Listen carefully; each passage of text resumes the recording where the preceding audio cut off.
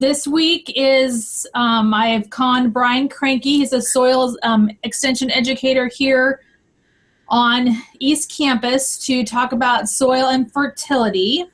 I believe he's going to do a hands-on project with you first, but I did want to make one quick announcement. I will send out a link to all of the coordinators, and it will be up on the Master Gardener website, but we have a online ordering site, new online ordering site for Master Gardener shirts. So if you would like to order Master Gardener apparel, there will be a link that you can go in, and there's polos and denim shirts and t-shirts and sweatshirts and the whole works. So I will have that link out to you guys tomorrow. I just got it late this afternoon, and I have literally gone from a meeting to a meeting since 9 o'clock this morning. So I haven't had time to get through some of that stuff. So I'm going to turn it over to Brian, and Brian is going to talk all about soil and fertility.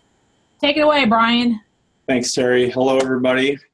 Thanks for allowing me to present to you today. I'm going to also talk about some physical properties, not a lot about biological properties. When we talk about soil in general, there's the three legs of the stool. There's the chemical, which is fertility.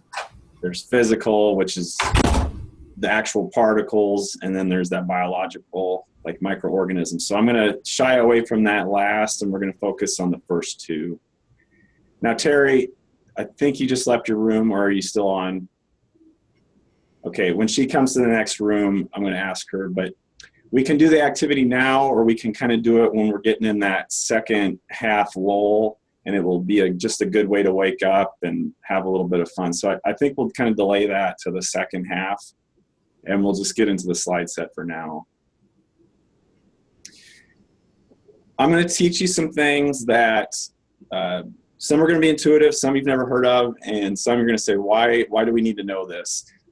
I think having a general appreciation for some of the things that go into what soil is and just how precious of resource it is that we have will go a long ways into convincing yourself that we want to take care of it, no matter where that soil is. If it's in your turf, if it's in your garden, if it's in our cornfields. Terry mentioned I'm an soil extension educator. My background is really with nitrogen management in corn. So I come from a totally different perspective in terms of soil management.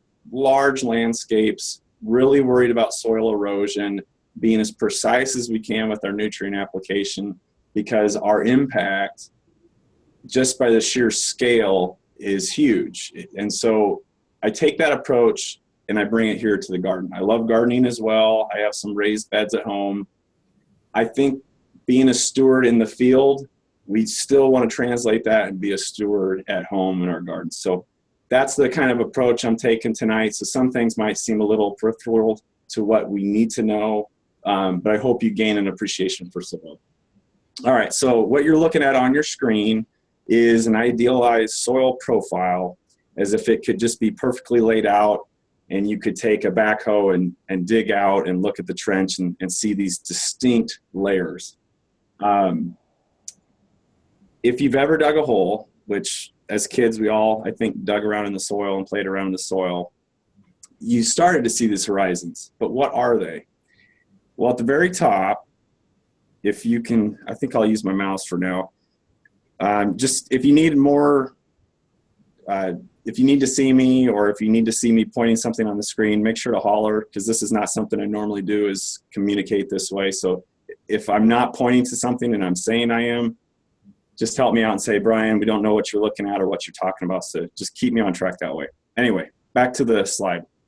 So at the top here, if there is, like in forests, pine trees are a good example, deciduous forests like oak trees, there might be an O horizon, which is just an organic horizon, if you want to think about it that way. It's loose. You can easily kind of scrub it out of the way. And that's decaying biomass, leaves, bark, lots of stuff going on up there. But it's not soil. It's part of the profile, but it's not quite soil yet. it's really the next layer. That's what we love. That's what we garden in. That's where our crops grow, and that's the A horizon. We refer to that as the topsoil. And that is really dark in nature, and it's dark because of the organic matter that's been turned in there. And as you go down the profile, we get this E horizon, and it's supposedly alluviation, which means kind of leaching out of different nutrients and organic matter. And so I'm already approaching this from the top down. But what's really unique about soil is that it's really being built from the bottom up just as much as it's being built from the top down. And that's, if you look at the C horizon down here, there's unweathered parent material just below that. And this could be bedrock, for example. But above that is the C horizon, which is parent material. Now, I'm not sure how interaction is going to work, so let's just practice with this. If somebody wants to speak up, just speak up anytime you want. What is the most of the parent material you would find in Nebraska soils? There's two main types. So that's out to you guys in digital land. Go ahead and speak up at your centers if you want to take a guess or type it in. I'm hearing nothing, so I don't know what's going on. Clay, sand, rock, parent material, clay, right? Okay, so I'm asking these questions because I want to kind of gauge what you know already before I start in and saying, well, this is what you should know.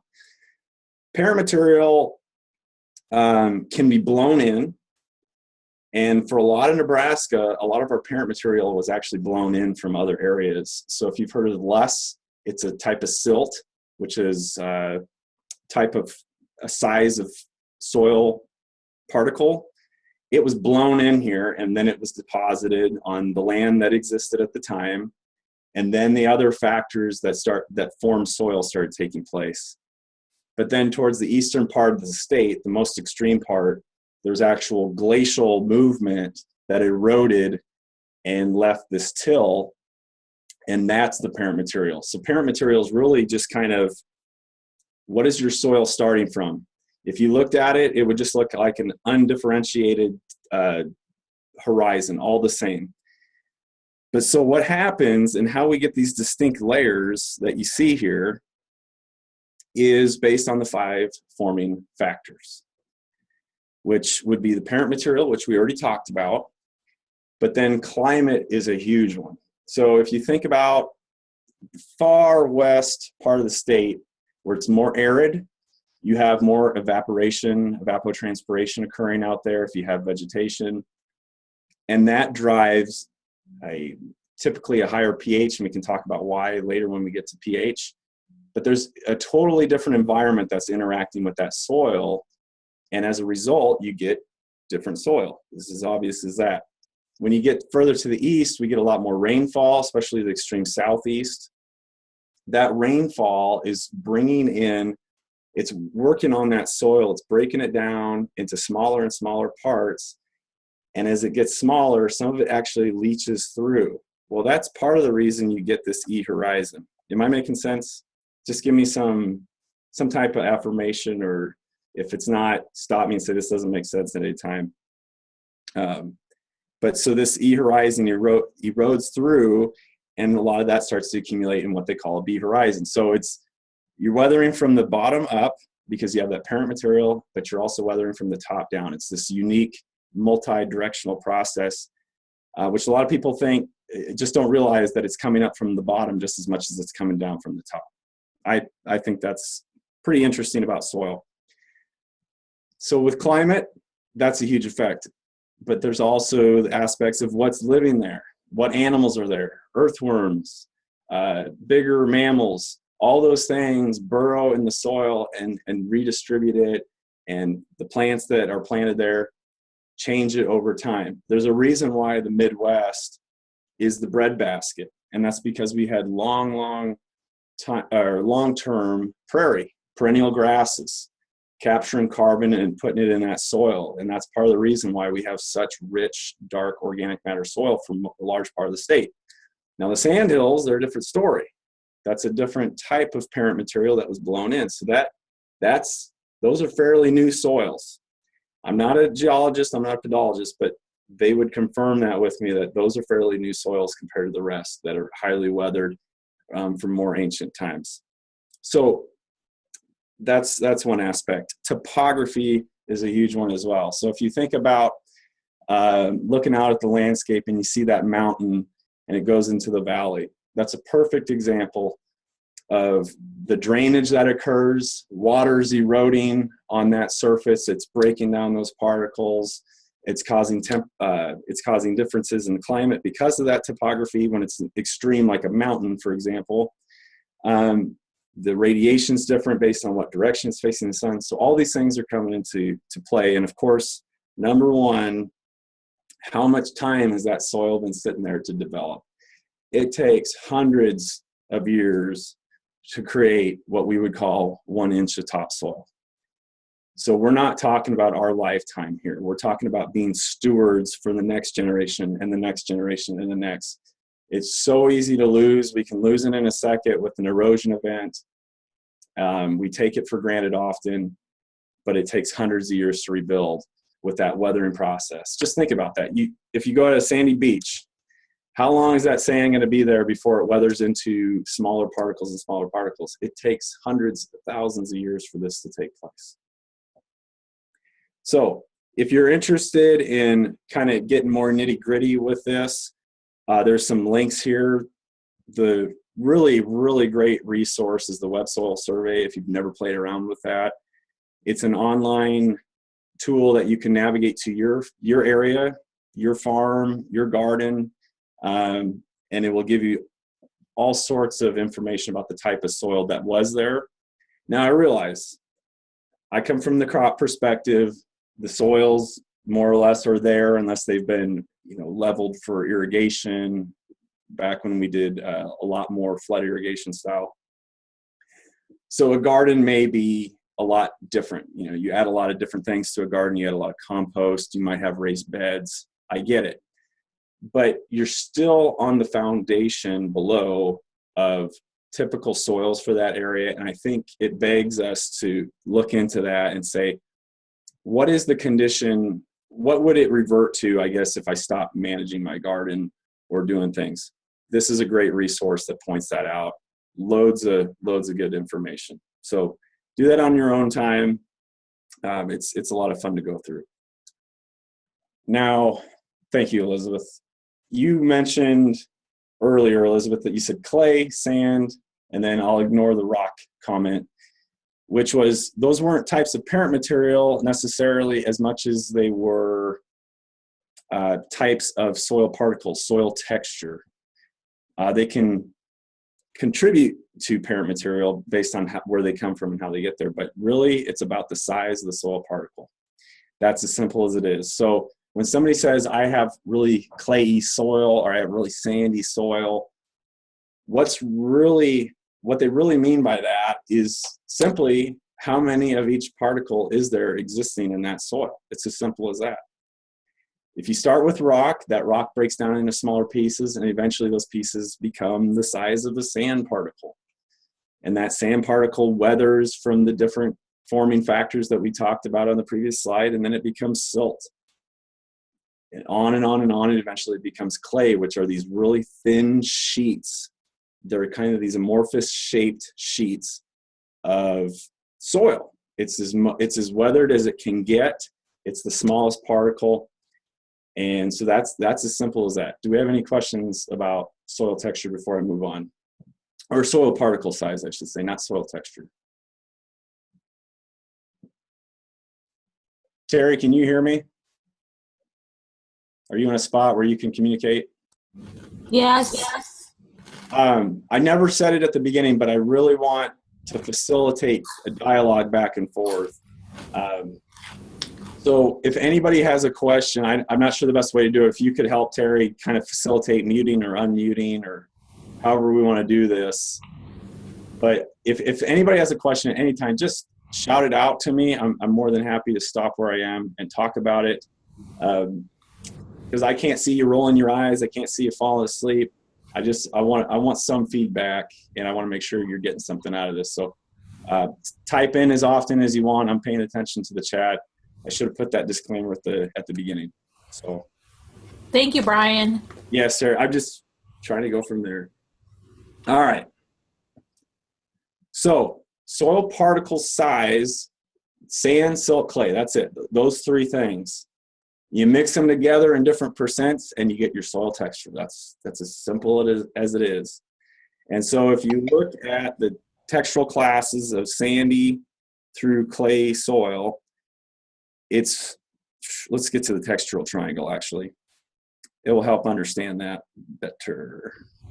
Can you go back and tell York County what they missed for the 2 parent materials in Nebraska? There could be, well, there's at least 3, which I'm just highlighting them. A podologist would be a lot better to answer this, but we have windblown loess, which covers a large part of Nebraska, which is blown in from outside areas, deposited, and then started forming. We have windblown sand. We have the sand hills. And we've got glacial till, I think, east of Highway 81, which goes through York. We start to get forms, no, actually east of Seward, we start to get to glacial till as the parent material, the starting form of the soil. Thanks for the question. Okay, so textural classes. The reason I'm making such a big deal about textural classes, and the reason I'm going to make a big deal about a lot of things, is part of what I'm trying to do is enable you to have a conversation with somebody if you wanted to seek more information on your own or how to remediate a situation in your soil. When we're talking about fertility, we're going to talk about pH quite a bit. If you're going to lime your soil to raise your pH or lower your pH by applying sulfur, a lot of that really depends on your soil textural class. Soil texture also really dictates water interactions in your soil. And so I'm trying to give you a little bit of jargon to help with that communication process. So that's why I'm focusing so much time on that. Now, Terry, I think you were transferring rooms at the time, but I think we should do this ribbon method kind of when we hit the second lull, which is after the break and everybody's feeling a little tired. This will pep us up. It'll be a fun activity to do. Okay. Okay. Uh-huh. And we'll do the jar test at the same time. Now, I'll explain the jar test, but we'll do it later. So what you're going to do when you do it, you're going to take your soap and you're going to take your soil and you're going to add water in there and the soap, and you're just going to shake it up for about 3 minutes as vigorously as you can. And what that soap is doing is it's dispersing the soil particles so they can no longer aggregate, or what they say in soil chemistry, flocculate. And when they're dispersed like that, you set that jar down, and now the most dense particles start to settle first, followed by the next, and followed by the last. And so the sand settles in about a minute or less, probably 30 seconds or less. Most of you may not have a lot of sand in your soil, or at least in your garden. Maybe I shouldn't have been so confident in saying that. You can prove me wrong, but the silt takes about 2 hours. It starts to settle, and then clay can take days to really settle out. Mine took a week to settle out. But the whole point of this, before you add the water and shake it up, or actually you can do it after, is you measure, after it finally gets done settling, you measure the total distance. The total distance here. And then what distance that clay takes up, you measure that, you do the silt, and you do the sand. And this is a really rudimentary way to get what percent is sand, silt, and clay. And then when you get those numbers, you go to the handy dandy soil textural triangle, and you look out each side and you say, how much sand do I have? and you look for the percentage and say there was 10%, you start in there. Using our example though, I have it drawn out already. Whoop. Come on. I'm trying. There we go. Say we had 50% sand, we draw that arrow up. Say we had 20% silt, we draw that arrow through. And then there has to be the balance in clay, which would be 30%. And where they meet on that triangle, this is a sandy clay loam, which fits within these bolded borders. And so that's your soil texture. Okay, so if you're trying to change that or modify your soil, this gives you a way to know which direction you would want to modify it. And it would give you some other insight as to how your soil will behave or react to your management. A lot of books will reference your soil texture. That's a critical point to know.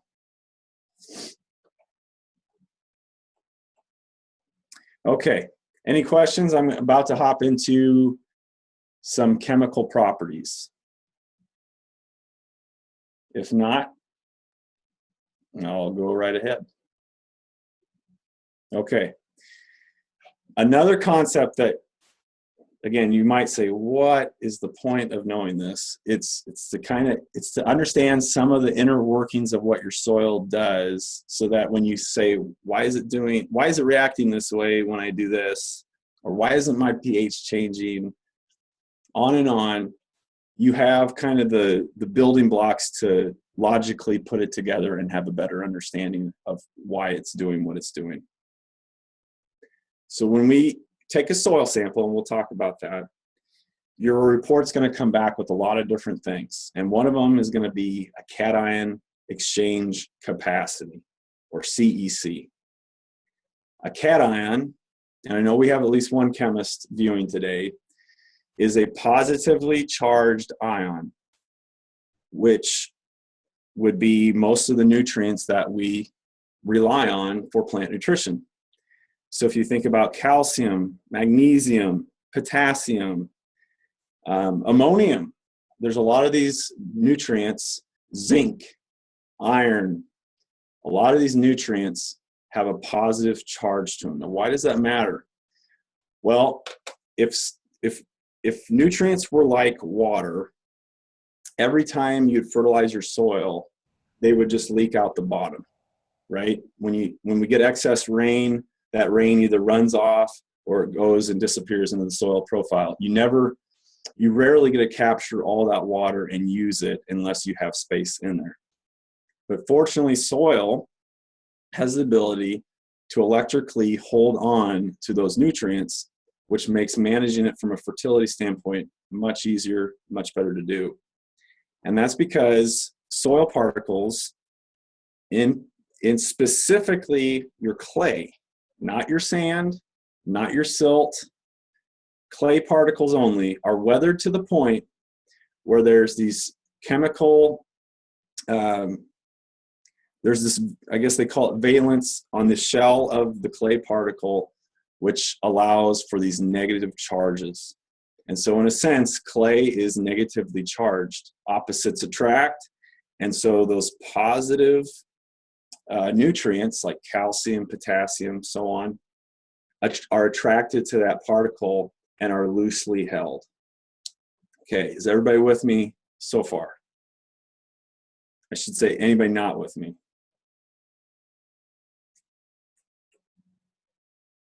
Okay, so what this looks like, and I promise you there's a purpose of why I'm showing you this.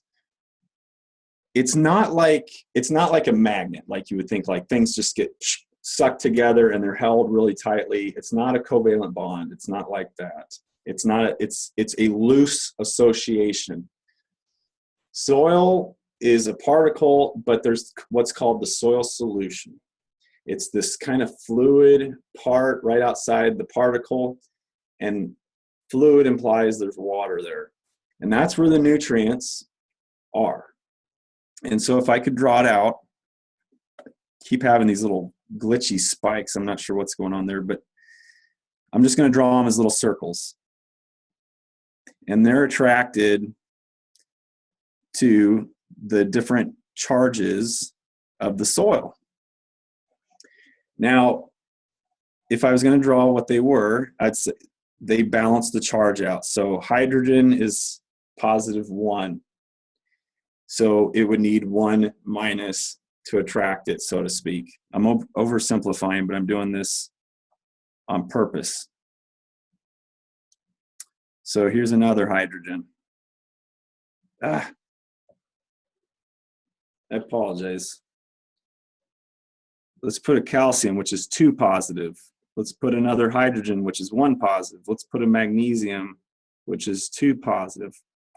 Your soils, for the most part, are going to have a ton of calcium and magnesium in the soil. Now, if you have a really acidic soil, it's going to have a lot of these hydrogen. Okay?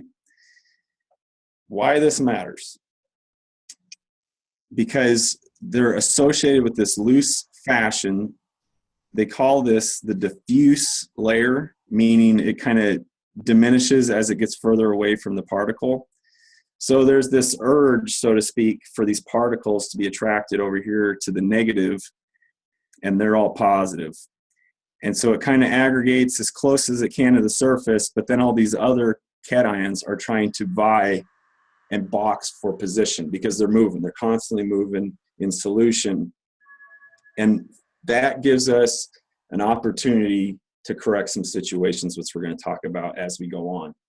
But it also poses some challenges when we do want to manage, because the amount of negative charge, which is based on what I said is CEC, determines this process. And the amount of CEC is determined by how much clay you have in your soil. Clay, or I should say organic matter, composted organic matter. Okay, we'll come back to this. Now, I said cations, positive charge. What about the negative ions that we need? Plants take up a lot of other nutrients besides the ones I mentioned. You take up phosphorus, and it takes up phosphorus, which is a negative compound. It takes up nitrogen as ammonium, but it also takes it up as nitrate, which is negative. Now, if soil's negatively charged, this is a question out to everybody. What's going to happen if I try to store that nitrogen in the soil? What's going to happen to it over time as we get more rain, as it just sits there? Is it going to stay in the soil? Is it going to leave the soil? What do you think is going to happen? Your soil's negative, nitrate's negative. So I'm going to wait for somebody to respond. It's going to leach out. Okay, who said that? Scott's Bluff. Scott's Bluff, thank you. It's going to leach out, exactly. And so this is where my crop perspective really comes in, but I still think we need to focus on things like this in urban management as well, which is nitrogen is going to leach out because it is not chemically attracted to the soil in any way. It's kind of like magnets that want to repel each other, and so it dissolves in water, and when we get excess rainfall that falls on that soil, it actually leaches it through the soil, and ends up in the groundwater. And we have a significant issue with that in parts of the state because of that simple fact. Nitrogen is a very hard nutrient to manage. And so that we have to kind of change the way we think when we do manage with nitrogen. And we'll talk about that as we keep going as well. Some typical ranges, just so you have some kind of reference or frame of reference to understand. I said clay is the only thing in organic matter that contributes to CEC. But your soil texture is composed of those 3 particles, sand, silt, and clay. And rarely are you going to find a soil that's 100% sand. It's going to have some organic matter in there, which contributes a little bit to that CEC. So that's why you see here at the top, a sand with 1 to 2% organic matter has a very, very low value of CEC. And as you add more clay into your soil, your CEC jumps way up. And humus, which is a form of organic matter, is loaded with CEC.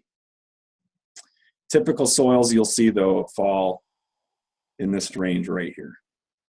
I have seen soils this low. It's hydroponics, so if you do any type of hydroponic gardening, you're going to have little to no CEC, but in those cases, you don't care that much because you're constantly flushing the system and it's a self-contained system. You're not worried about leaching out. You're just maintaining a certain nutrient concentration. Okay. Transitioning to soil pH. Now, this is probably, in my opinion, for gardeners, this would be the #1 critical thing to know and to think about. Would you redefine CEC? Absolutely. Let me go back to it. CEC stands for cation exchange capacity. Cation meaning a positively charged ion. And so if you look at this diagram, you see magnesium and hydrogen. Those are salt ions. I'll refer to them as salts a lot of the time because fertilizer salts, which dissolve in water, they have a positive charge associated with them. Anions have negative charge, largely a minimal existence in soils. Cation exchange capacity holds on to cations. Does that help, Buffalo?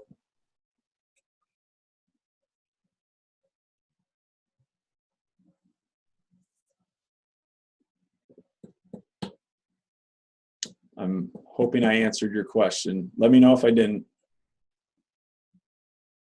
Terry, just point me to the chat. Okay, here we go. We are missing about every other slide. Why is that the case?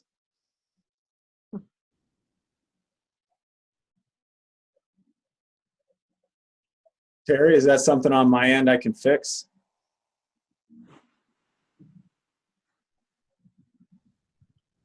Anybody out there? What the heck?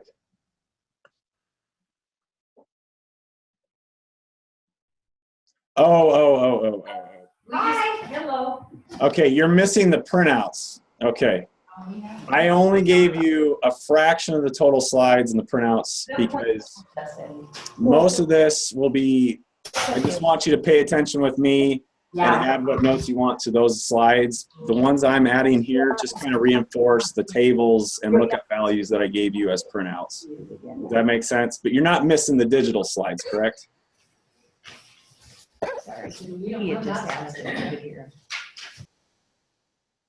We need everything. No, just on the printouts. We can see those.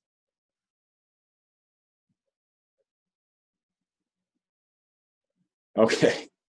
Thank you, Jenny. Smiles. All right.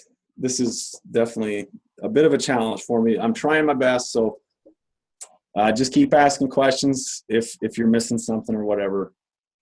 I will make all my slides available. Terry asked me for all my slides. To defend her, I said, I don't do that. I don't like giving my slides out because when I ask questions or try to get interaction, if I have the answer on the slide, it negates generally any kind of interaction I get from you guys. And so I will happily provide all these after the talk, but I tried to give you the very basics and lookup tables, which are the most useful aspect of the talk that fill in the gaps. So that's what's going on with the slides. All right, let's get back to the talk though. Soil pH. Soil pH is probably the most critical thing for taking care of your nutrient issues in your soil. I would imagine that most of you who are gardening are turning over that soil a lot and putting in a lot of compost year after year. Compost is a complete fertilizer. It has every single nutrient in it. And so generally you're not limited in terms of nutrient content, absolute amount of nutrients, because you're adding so much into the system. But sometimes you could be minimizing the availability of the nutrients you're trying to add to the system. And what do I mean by that? pH governs a lot of the availability of a given nutrient. There's different chemical reactions. Some of them are called reduction oxidation reactions. Way too much information for this talk. But they are causing different swings in terms of if a nutrient is going to be available or not. It's dependent on this fact that pH is governing it. And so lower than 7 is considered acidic, and values higher than pH of 7 are considered basic, or you might hear the term alkaline. And we have tools at our disposal to either lower the pH or raise the pH. And a lot of that depends on the type of soil you're starting from, your parent material, the climate you exist in. So for example, Western Nebraska, which is more arid, would typically have more base cations, which tend to make the soil more basic. Those would be calcium, magnesium. It has an effect on the soil that raises the pH. Not only that, they have evaporation occurring more heavily out in the west, which tends to bring salts closer to the surface, thereby enhancing the change in pH. On the east, there's the opposite issue, where you have a lot more rainfall. You have leaching just by the sheer amount of force that water exerts. It can pull some of these nutrients slowly through the profile and create that E horizon, which we talked about at the beginning, and deposit those basic cations in that V horizon.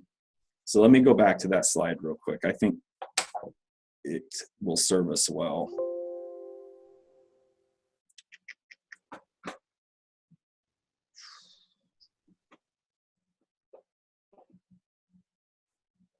Okay, so if you think about the process of soil developing over time, if you have a lot of rainfall, it's pulling down the basic nutrients or the basic cations, and they're depositing down here. So B horizons, if you've ever dealt with them, for example, a lot of urban soils have been stripped of the topsoil.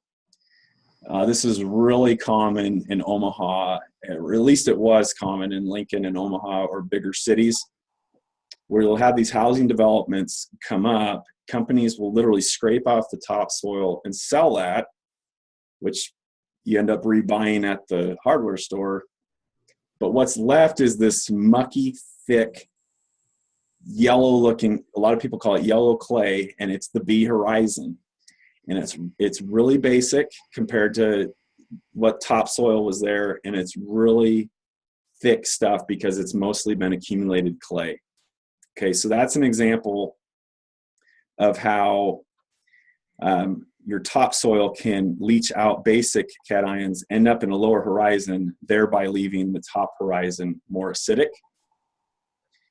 But in Western Nebraska, just the opposite is true, where the evaporation brings up to the surface those cations, and they stay in the topsoil, and it creates a more basic situation.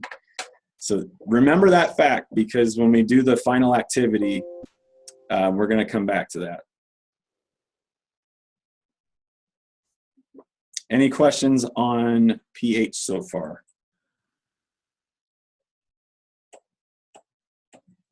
I don't know if I want to belabor this point too much, but if you're not familiar with the concept of pH at all, it's measuring how many hydrogen ions are in solution that exist between that and equilibrium with water. And each number change is a magnitude of 10. So that's why when you look at this diagram, when you lower your pH from 6 to 5, it changes, it goes from 10 to 100, 100 to 1,000. And so these are large, large changes. So just because it seems like there's very little difference between 6 and 5, actually it's a tremendous difference when you think about what's occurring in the soil. What influences soil pH?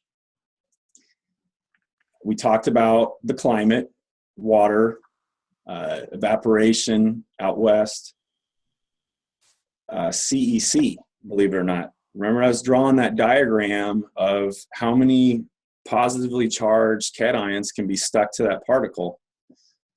Well, based on that, that's how many hydrogens it can hold on the particle versus how many are in the soil solution. Soil pH is not the measure of what's going on in the soil particle. It's measuring what's in that liquid soil solution. And that's the area that your soil or your plants are interacting with the soil. And so that's why we measure it, and that's why it's critical to get that right and in a range that's acceptable for the type of plant you're growing. So for example, every plant has kind of an ideal range of soil conditions it grows in terms of pH. So what would a typical plant that likes to have a more acidic soil or lower pH be? Blueberries. But typically, if you're not growing blueberries, we want to keep it in the range of like 6.7 to 7.2 pH if at all possible.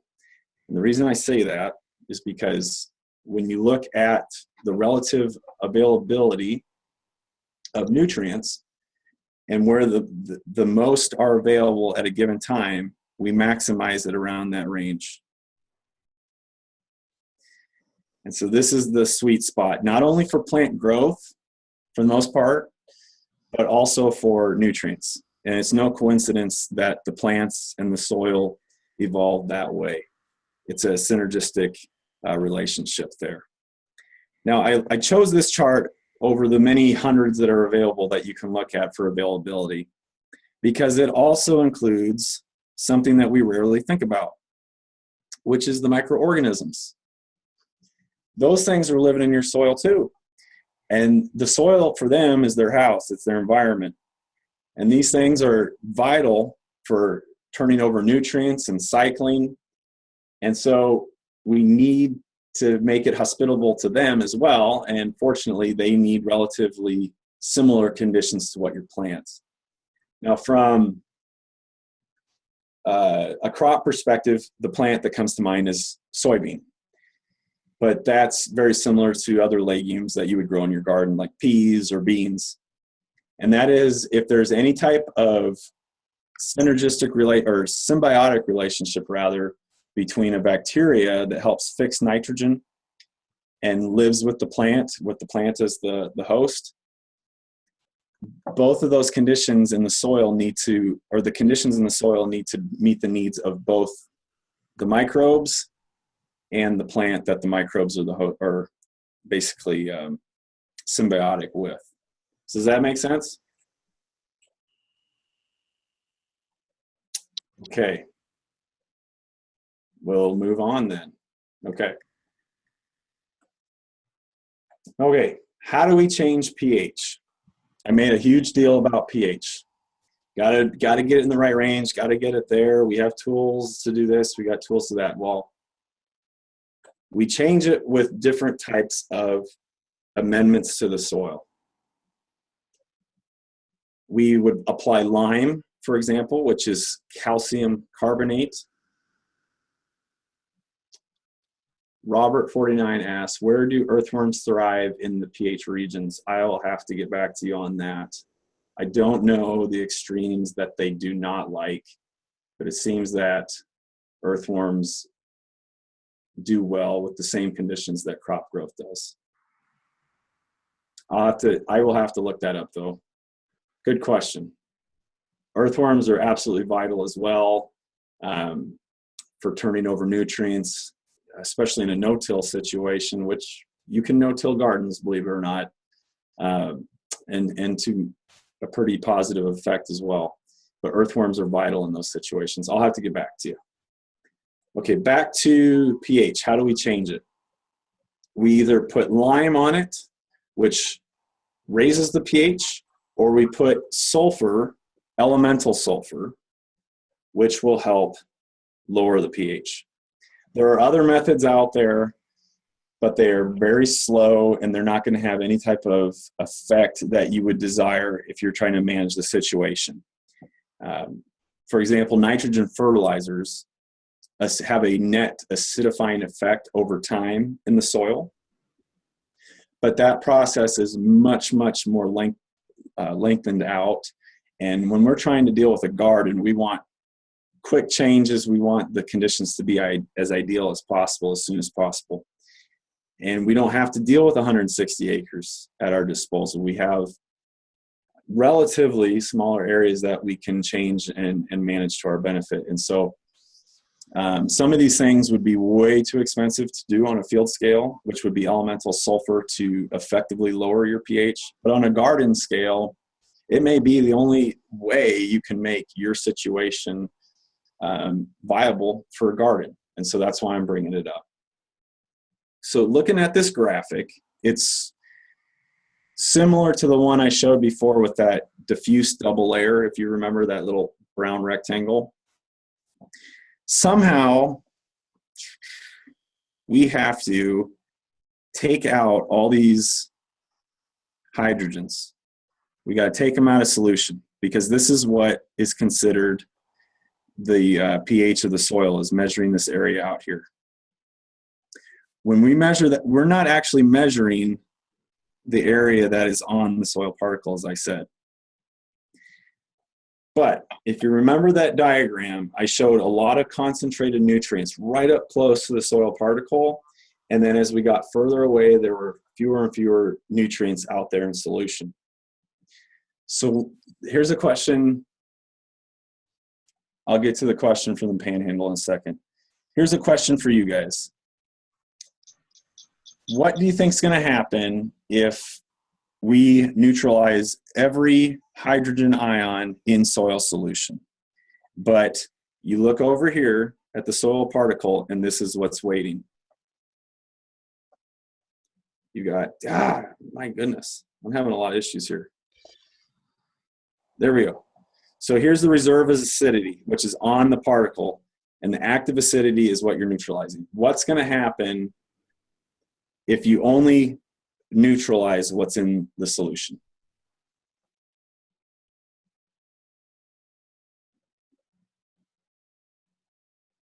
You can verbalize it, you can type it, whatever you guys think. But try to get a consensus from your rooms.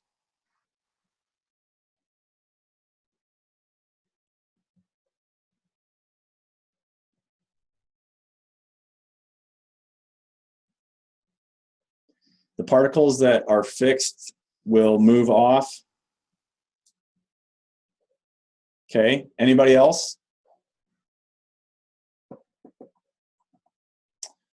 Yes, the reserve will revert to the active, absolutely. So when we are trying to neutralize pH, you are not only trying to attack what is in the soil solution, but you're trying to attack what will be in the soil solution, which is that reserve acidity. Because as you take these away, there's another thing to fill its spot.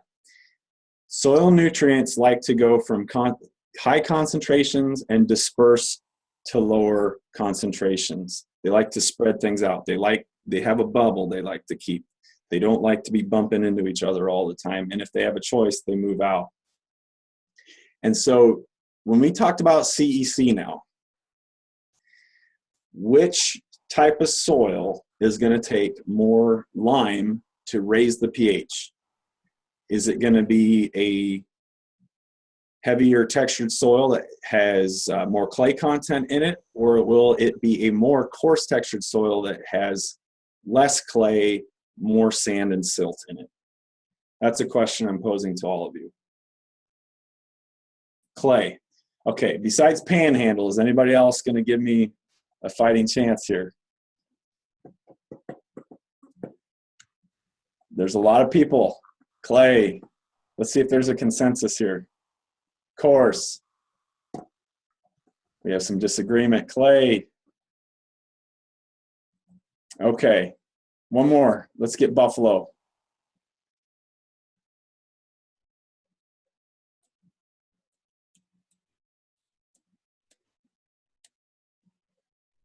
Clay. Okay, absolutely.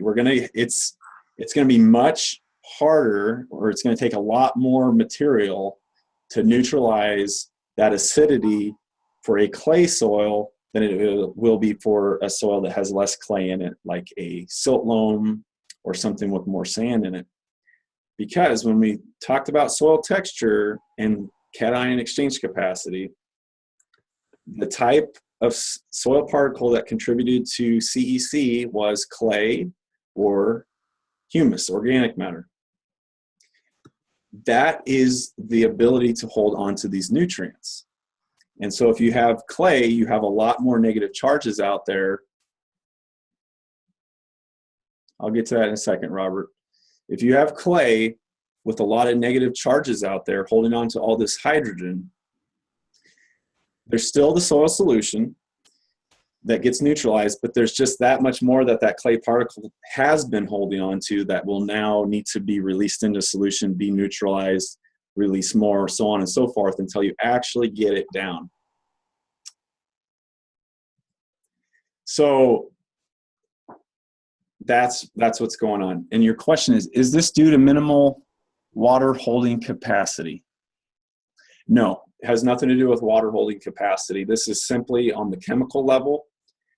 Water is only facilitating the exchange of these particles going back and, or excuse me, the ions going back and forth. So completely unrelated to the water holding capacity, simply a chemical process.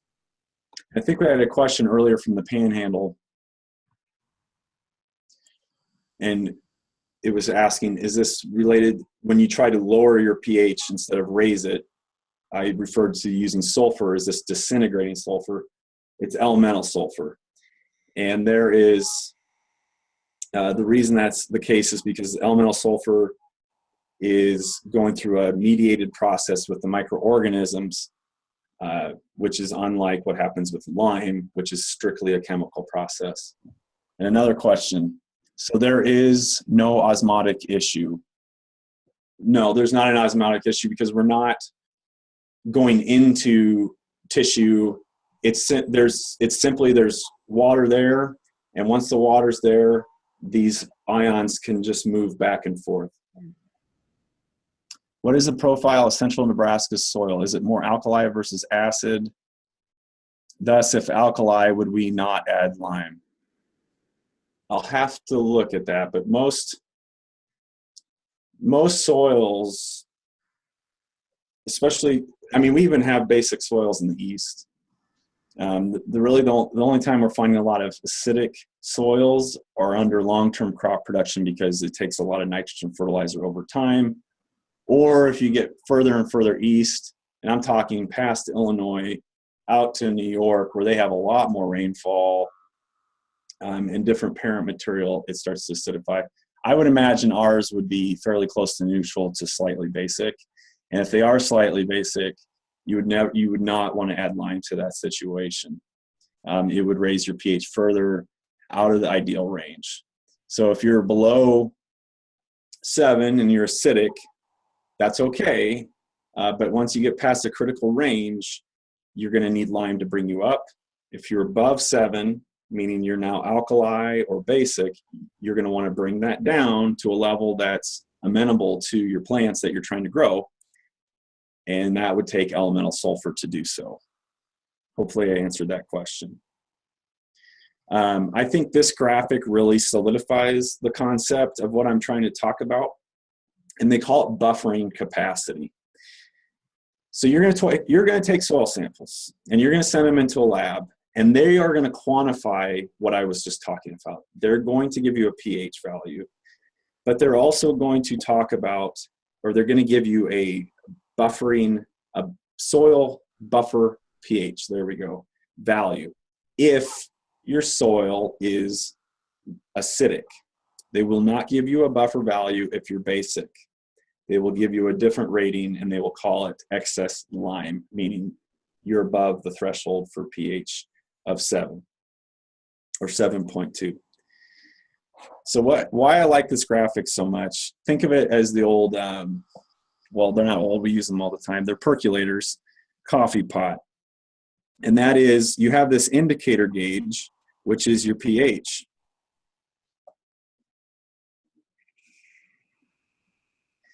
And this large tank over here is all the nutrients, the hydrogen ions stuck to your clay particles. And this is your reserve acidity or your buffer. So when you pull out on the spigot and you start to fill your cup up with coffee, I hope you're following my analogy here, the indicator gauge goes down because it's reacting to what you're imposing. But as soon as you let up on that lever, what was in the tank now starts to immediately equalize and refill that. And so it's this kind of process that it takes to deal with soil pH. I do believe I gave you these tables, but, and they should be just as valid in 1984 as they are in 2017. This is strictly soil chemistry stuff. It does not need to be revised according to these principles. And this is just in general, very general, what it would take to raise the pH to 6.5. No table. Panhandle is really angry at me right now. Sorry, guys. I will get you everything, I promise.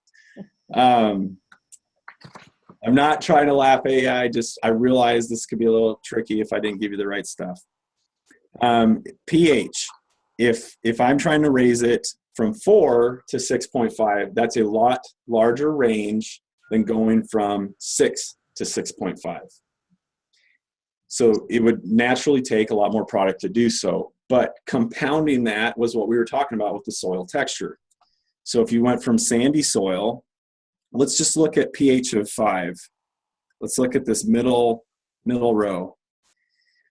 It would take roughly 6.5 pounds per 100 square feet of lime to raise that soil pH up to 6.5. But it takes up to 15 pounds to do the same change in pH, but on a clay soil because it has such a large reserve tank of acidity that needs to be changed. This is pH, but the same concept will come up when we talk about what if I have a lot of sodium in my soil?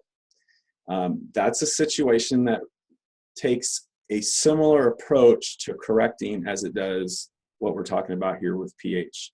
And as you'll see, there are some soils that I'll present to you today that absolutely have to deal with these issues. Okay, the same concept, just inverted, if you want to think about it that way. And we're looking at a different scale now. We're looking at pounds per acre because this was taken from a commercial production extension publication from Cornell University. So they do everything on the acre basis because it's production ag. It's a lot larger. But we can still boil it down, and I'm going to show you how to do that during our calculations to the square foot area that would be realistic for growing and dealing with the garden. Okay. How soon are we to a break, Terry?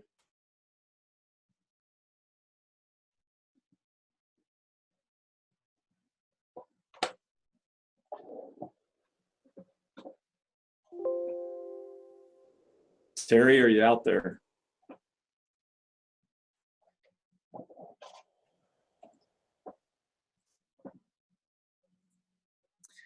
Okay, before we break, which I'm assuming we're getting close to,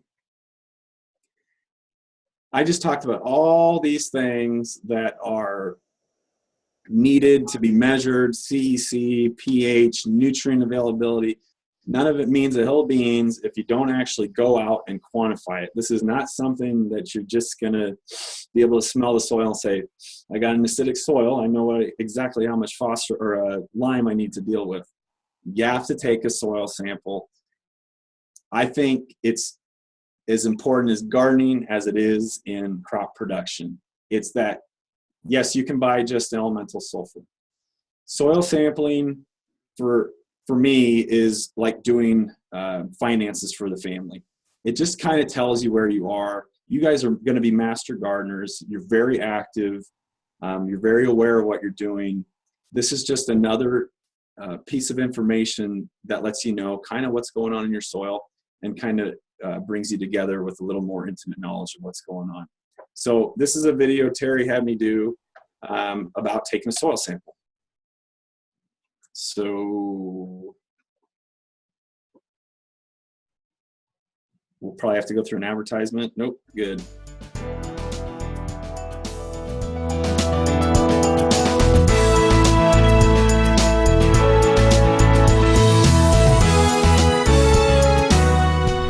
Why someone would consider taking a soil test, or in this case a chemical properties test, is if they want to get some type of assessment of what is going on in their soil.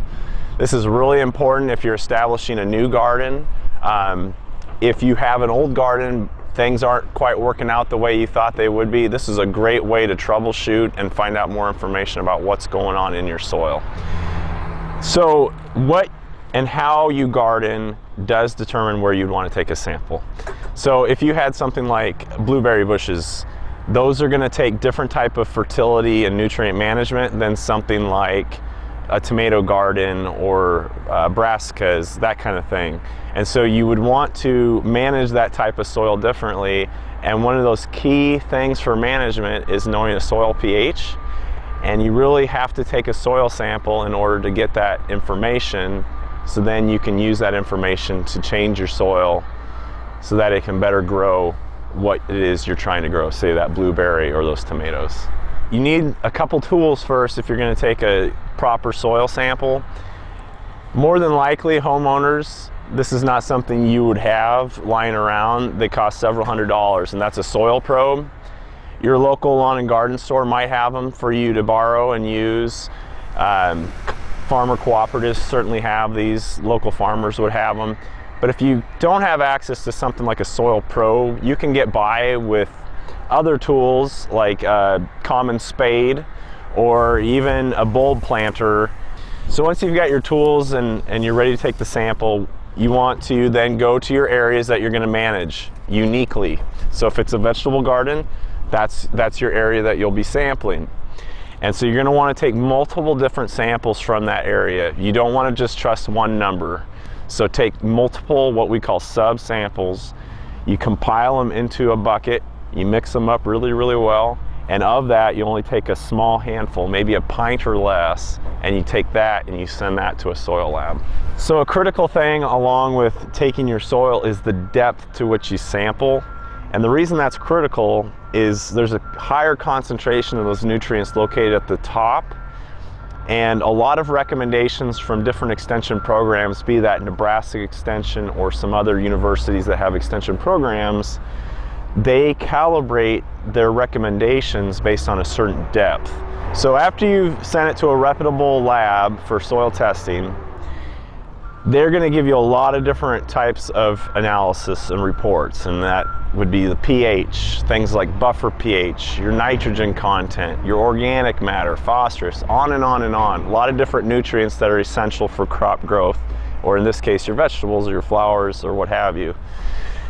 The number one thing you're going to want to look at is that pH. And if it's too low or too high, there's things you can do and amend to your soil to remediate that situation, like lime.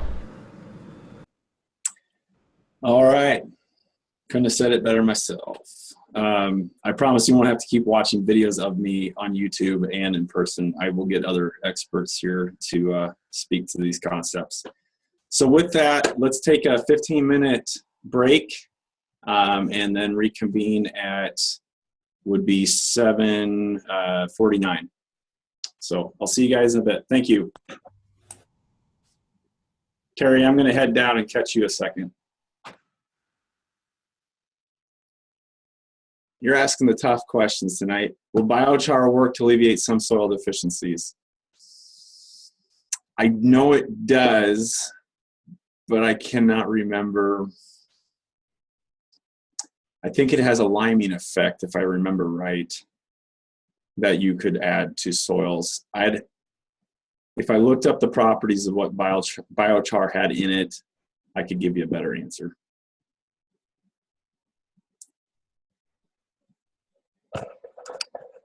Okay, everybody, is everybody back?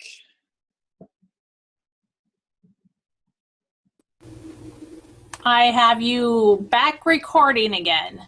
Okay, and that addresses the concern above that we are recording. She's my co-pilot, and so she's handling most of the tech stuff. Thank you, Terry. Yep, we are recording, and I figured out how to put this all up on YouTube. So, Oh, man. I am in Grand Island tomorrow, so it will be up on YouTube on Thursday. Okay. So if basically carbon, so it would be mostly neutral. Yes, biochar, if that's all it is carbon, if there's no carbonate or anything like that associated with the carbon, then I'll have to look it up. Charlie Wardman, he's one of our soil scientists. He's worked with it, and I believe Bajesh out at the Panhandle has worked with biochar as well. So I'll have to check with those two to give you a more definitive answer, and then go through Terry to get you that answer. So I think the two that are on the queue are earthworms. You guys asked me about pH for earthworms that I couldn't answer, and then this biochar question I need to get to. So Terry, hold me accountable for those to make sure I try to address them. So for those that were down in KIME 150, I know they started doing their soil demonstration. They had, if you can see this, if you brought your jar of soil, they added the water just so that there was not too much water that you could not shake your soil, and they added the laundry soap. I saw that, Terry, thank you. You cannot see it. Let me hit my room lights. So Brian, you haven't gone into publisher or presentation mode. You're just in slide mode. you can't see my video? Nope, it's just your slides. It says my video's on. I'm a participant. Maybe it just shows in that window.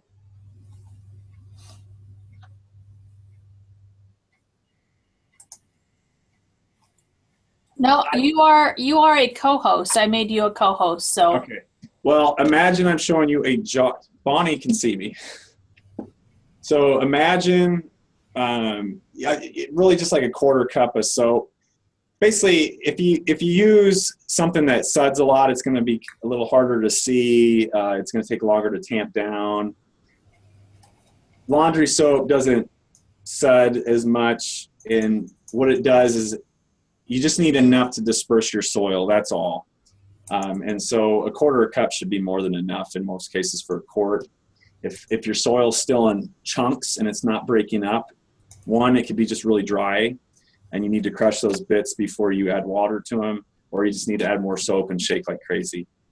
This is really, like I said, it's a rudimentary way to do this. And I have another YouTube video, but I'm afraid we're going to be short on time, so I'm going to hold it back. It's doing it with the hand test, the hand field method, which is another rudimentary way to do this. But again, we're not splitting hairs. We're just trying to get a relative range of where things are. And if you take a soil test, yes, they can do soil texture, but it's a little bit pricey. I wouldn't necessarily recommend doing that. But your CEC gives you a really good indication of what you've got going on in your soil as well. And when you do other things like water infiltration, which we'll talk about, you start to get the bigger picture of, okay, this is the type of soil I'm working with. And so this is just a start. It's a fun way to do it. So go ahead and do that. Okay, let's get back to the talk. I want to make sure I get through soil physical properties and then some common issues that gardeners will face. So you heard from myself, I guess, in the video. It's critical to take a soil sample, but as critical is how you take that sample. You don't just take your probe, stick it once in the ground, send that off to the lab and say, I took my soil sample. That is not a good idea. It is, you could hit a hot spot in terms of nutrient, or you could hit a low spot, or you need a representative average. Turn your lights back on.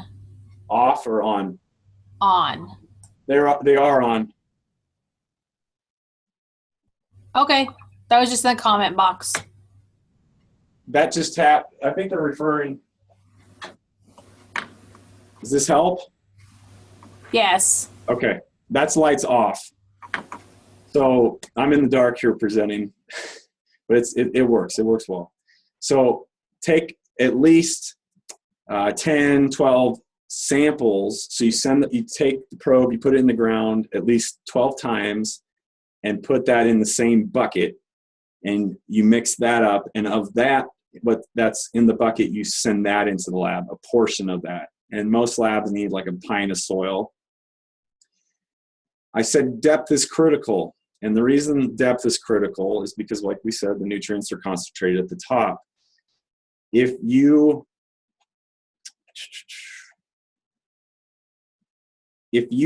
ignore that concept and it doesn't matter how deep I sample, it's going to have dramatic results on what you get back and to what you would think you would need to do to manage. And that affects everything from pH, CEC, to all your other nutrients. And so if you look at this chart, if you follow my mouse here, I took a sample every 2 inches, and then what value was represented, in this case it was phosphorus, at that depth of soil. And so at this point, we went 0 to 2 inches, and that soil sample had a value of close to 57 parts per million of phosphorus. My second sample was 2 to 4 inches in depth, and its average was 7 parts per million. And I did this in 2-inch increments, and now we're like 2 parts per million, 1 part per million, 1 part per million, all the way down to 10 inches, just to kind of demonstrate. So when you're sending in something that's 0 to 6 inches, which is a lot of what surrounding states have for their recommendations, you do a sample from 0 to 6.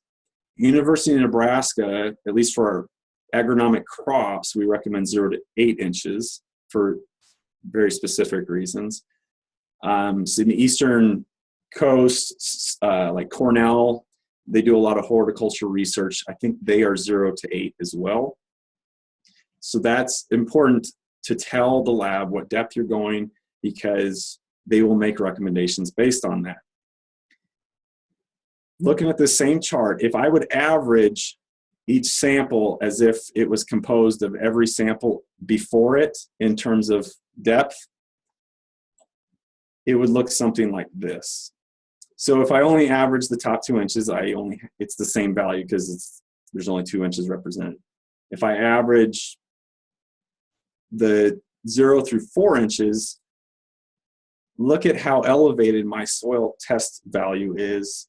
And as I go down to our recommended 8 inches at Nebraska, we would have something like 17 parts per million represented from our sample. But if I went just 2 inches shallower, I would tell myself I have 22. If I went 2 inches deeper, I would tell myself I have something like 13.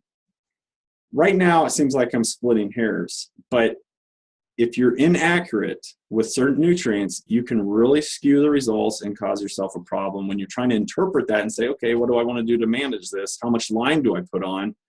Well, depth matters. This was phosphorus, but it would be equally important for something like pH. I'm going to go to a different app to explain the soil test. So when you get your soil test result, we happen to send into Midwest Labs. I'm not trying to advocate you send to Midwest versus Ward versus Olson versus Harris. There's a lot of good reputable labs throughout the state. I recommend one you have a preference for and stick with it. They're all very good. A soil probe is the best way to maintain a constant depth and constant volume. Bulb planters are a supplement that you could use, but oftentimes they're tapered, and so their volume's not quite the same. I would say that it should still get you close enough, as long as the taper is not like a sharp triangle. But if it's just barely tapered, that should give you a good enough result. Because I'm not going to sit here and say, go out and buy a $200, $300 soil probe for your garden. I think that's ridiculous. Find somebody that has one, talk to a place that has one, or use something like a bulb planter. They're easy. A lot of them come with foot pegs now, so that's a good way to take a sample as well. If you look at this lab report, then this is what the lab actually sends back. You see a lot of different things going on. So for one, it identifies the sample, what it is, and where I took it. I took it at a depth of 0 to 6 inches in this case, and they put that down there. It gives me my organic matter, several other nutrients. But when I look at a result, the first thing I go to is pH. Absolutely. I want to see pH, because if pH is out of the range, like we talked about probably for 30 minutes now, that's the number one thing I'm going to correct. This is how they list their CEC right here, and then the different cations that are dominating position on that cation exchange area. If I had a really low pH, meaning I need to raise it, they would put the buffer pH here. And then they give you a range of values. So like I said, organic matter, they give you a lot of different phosphorus tests. Use Bray P1, Olson, or Malick 3. These are calibrated tests for specific conditions, and you do not want to use something called Bray P2. They give that as an indication, but it's not something you would manage with. So you can basically ignore this. To me, it's not useful for any type of production. And it gives you these other values for other nutrients. Now, this lab, I sent it, and you specify, this is a garden sample, this is a lawn sample. That helps them when it's coming across their line to know how to calibrate their machines to prepare for it, because typically garden soils are much, much higher in a lot of nutrient fertility than a crop field is. Just because of the nature of the compost and what's being added to it, things aren't typically calibrated as much. And it's very rich, Jenny. I've never seen that much potassium in my life. Very salty. And this also has a lot of sodium, which is not a good thing, as we'll find out. But they will also give you a rating of very high, low, medium. They kind of give you a gauge of where are you, and most labs will offer some type of recommendation. And so if you didn't tell them you were doing a garden, they're going to give you some crazy recommendation for corn or soybean, and it's not going to make a lot of sense for what you're doing. So you take this soil test and you go to some type of a horticultural specialist, which I am not. I'm a soil guy. Or you can go to any number of extension guides. I know, Terry, you like to talk about the Knott's Handbook for Vegetable Growers. That's a good book that has a lot of different tables that discuss when is your soil low in potassium, when is it low in phosphorus, so on and so forth, and how much do you need to apply to your soil to get it up to the range that's sufficient to grow those plants. And so let me show you, where did you go? So this is from Cornell. I found this to be a really helpful book. You can purchase it from them or get online access. The name of Terry's book is Knott's Handbook for Vegetable Growers. Is that right, Terry? It's green. I'll find the link and stick it in the chat box. Okay. This resource you're looking at right now from Cornell is an excellent extension publication for a lot of different horticulture. I have no shame in saying go to another extension service. We like to work together, and Cornell's done a lot of good stuff on horticulture, as have Nebraska and other states, but I'm just saying this is a good resource. And plus we have plenty of good educators in our state that can answer a lot of these questions. But it breaks down management for soil, and it also breaks down disease, weed, insect management, and for the numerous crops and what might be required for them. So this is where I would go to source how to deal with fertilizer needs for vegetable production. because it also says when's the best time to fertilize for timing. Because just kind of as an anecdote, excuse me, I'm stumbling on my tongue here. I was talking to Sam Wortman. He does not have an extension appointment, but he's a horticultural specialist. And you manage vegetables just a lot differently than you do in crop production. I think that's a no-brainer comment, but typically a lot of growers are covering a lot of acres and they need to do things up front. And so they might apply most of their nutrients up front, including nitrogen. In a garden sense, if you treated a tomato plant like you did corn, you would have a really bad result. And the reason is corn responds really well to nitrogen. But if you do that to a flowering crop that produces fruit, that could be to your detriment because it ends up creating a lot of vegetative growth from the plant. You get really tall plants, you get a lot of vines, but it starts to diminish your actual fruit production and flowering. And so there you would need to tamper down your nitrogen. So it's not always good to just have baskets of fertility if you want to think about it that way. It is good to pay attention to your soil samples and try to maintain more or less an optimum range based on what these books are saying. But as important as when you fertilize, keep that in mind. These books typically lay it out. So it might be important to add nitrogen later to the plant as opposed to earlier after fruit is already set. So just keep that in mind. All of these things are dynamic and not static. Moving on. I mentioned a little bit about phosphorus tests. Their recommendations in their books will say what phosphorus test they're basing it off of. You'll see a lot of these that I have up on display right now. You'll see Bray P. These are scientists' last names. Bray P1, Olson, or Malik 3 are all nutrient tests that try to assess phosphorus.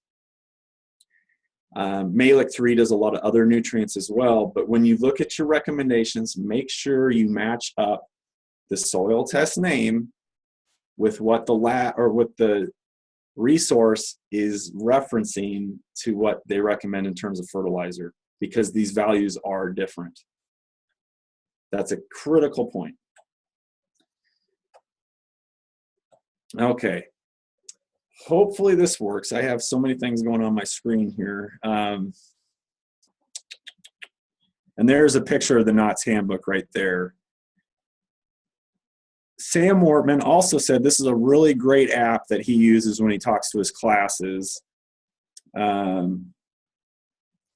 And it's available on iOS, Android, or Windows Phone. It's Yara, Y-A-R-A, and it's an application that just has nutrient deficiency pictures for various crops, vegetable crops, and then a little bit of snippet about that deficiency or when you might see it. And so let's go to tomato, for example, because it will give me a good lead into the next topic of physical properties. Where'd you go, tomato? There you go, alphabetical. Okay, so it gives a lot of neat pictures for the different types of deficiencies. So say you think you fertilized something correctly, you still want to be active in your garden looking for things that are changing. Are they disease? Are they nutrient? Can you still do something about it this season? Other than, there's normal senescence that occurs with growing plants at the end of the season. But this really helps isolate where you see the deficiency and what it looks like. And a really common one is blossom end rot, which creates this black discoloration at the base of the tomato fruit. And it says it's a calcium deficiency. And technically that's true. But if you look at just about any soil test in Nebraska, unless you have sand, you are likely never deficient in calcium. It's the most prevalent cation we have in our soil. Okay. So why do we get these deficiencies? Because I guarantee I'm not the only one that has issues with this on my tomatoes. Maybe I am, maybe I'm not worthy to grow tomatoes, but I get this issue. And it's as related to getting that nutrient to the plant and into the plant as it is having that nutrient in the soil. So a soil test is trying to quantify what's in the soil, but it doesn't say what's accessible to the plant during the growing conditions that occur during the season. A lot of these nutrients require water to dissolve them to enter into the root and into the plant stem and into the plant parts to develop. Calcium is one of those. And so when I start talking about physical properties and soil that dries out and this and that, that's a soil structural issue, but it also involves, when we first started this talk, I said there's a three-legged stool that it takes to balance. There's the physical properties, there's the chemical properties, and there's the microbiological properties of soil. Every one of them is equally important, and they all interact together. You can't sit on the stool if you only have two legs. And so calcium can be induced because of issues with physical properties in your soil, be it compaction or such fluffy soil that it dries out, that you're not getting water to take these nutrients into the plant. So that's as critical as anything. If you raise the acid level of the soil, will it transfer that acidity to the fruit? I would think not. This is where I need to consult with Sam, but pH is it's just a condition in the soil. The plant still mediates what gets into the plant root. There's gatekeepers in the roots that say what nutrient comes in. And so if you got a pH out of such extremes, it can make it unlivable for the plant, but it's not going to necessarily change the dynamics in the plant. The exception to that would be when you overdose on certain nutrients, you tend to start concentrating those nutrients into the plant more than you would have because more of them are available and it's easier for the plant to then integrate them into its plant parts in what they call luxury consumption. It's not needed, but it ends up in the plant anyway. So that's the Yara app, Y-A-R-A. It's a free app. I'm not advocating for if they're selling anything. I'm just saying it's a good app to look for nutrient deficiencies. Okay, let's get to the physical properties after I explain fertilizer labels. And then I want at the end, if we have time, to talk about calculations, because that is probably going to be a sticking point and maybe worth an online tutorial that I supplement with this. If you guys are interested, I could pass that to Terry. Because that's something a lot of people, when you see math equations, not something you can just learn instantly in the moment in a class. Sometimes it takes a lot of thought and reflection about what's going on to get it right. And so I think I'll do that as a supplement, Terry, if that's okay. But before I do that, I'll at least explain what a fertilizer label is. And that should get them on the road to success when we start talking about how you calculate how much fertilizer to apply and that thing. Okay. I just volunteered myself for more work. That's all right. I enjoy this. So if you look at a fertilizer label, they always have at least these three digits. The first digit refers to nitrogen percent by mass. The second number refers to phosphate by mass. And the third refers to potash or potassium by mass. These are old holdovers from the fertilizer industry, and I have no idea why. Why do we not just say how much percent phosphorus instead of phosphate? Because phosphate isn't actually in the soil. It's in a different form slightly. And K2O, that's not how necessarily potassium exists in the soil. But this is what we have. This is what we have to work with. So most times, fertilizer recommendations will be P2O5, phosphate, or it will be this potash, this K2O. You'll hear those terms kind of interchangeably, and it's really just talking about phosphorus and potassium. You can do that later at the very end. You can mix your soil samples with water and soap. Some were doing it during the break. I wasn't very clear about it. I wasn't very direct. So because of that ambiguity, some did, some didn't. I apologize for that.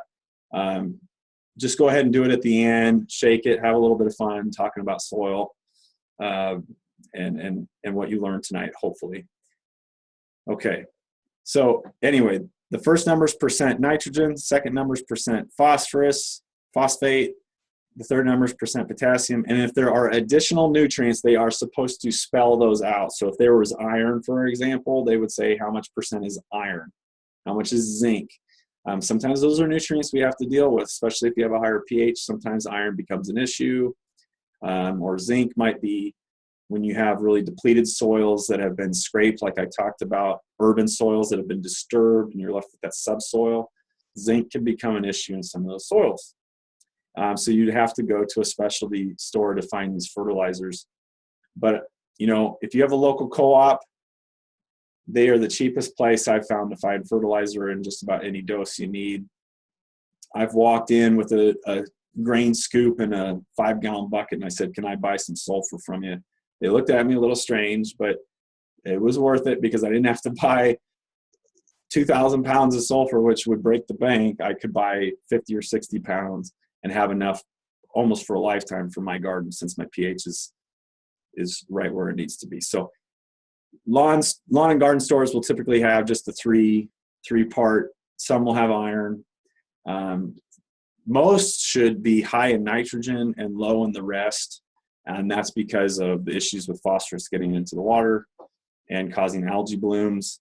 There's been mandates to try to reduce that, and so most fertilizers are higher in N, since that's what we're typically deficient with anyway. And I think Bill talked about that anyway previous week. Okay, we're going to skip the calculations. I'll do that as a separate video. Let's get to physical properties, because this is one of the coolest videos I've ever seen, and I definitely want to share it with you guys. So soil structure, this is a physical property now. Just like soil texture is a physical property. This is just some soils, the way they develop, they form different structures, which is highlighted here in the picture. So if you look at these, if you have something like a single grain or massive or platy, for example, and you poured water on that type of soil, this is a question to you now, is that what, relative to these other structures like blocky or prismatic, which one is going to allow water to penetrate faster? Question to everybody out there. You can do this via audio. You don't have to type if you don't want to.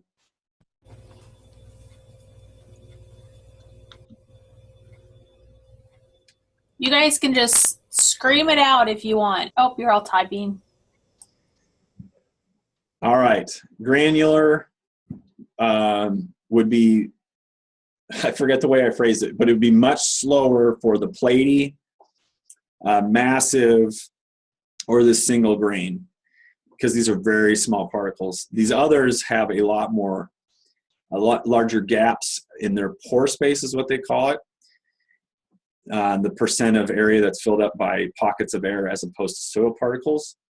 But just the physical orientation of how the soil is will determine if that soil can drain. Now in garden soils, typically we're tilling pretty heavily, much to my chagrin. I'm a big no-till advocate, at least for crop production. And we could have that debate at the end, which might be interesting. Because you can no-till gardens, but you might take a hit in terms of yield. Anyway, you're typically mixing the soil up so much and you're adding so much compost that it's altering the physical structure to be more like single grain.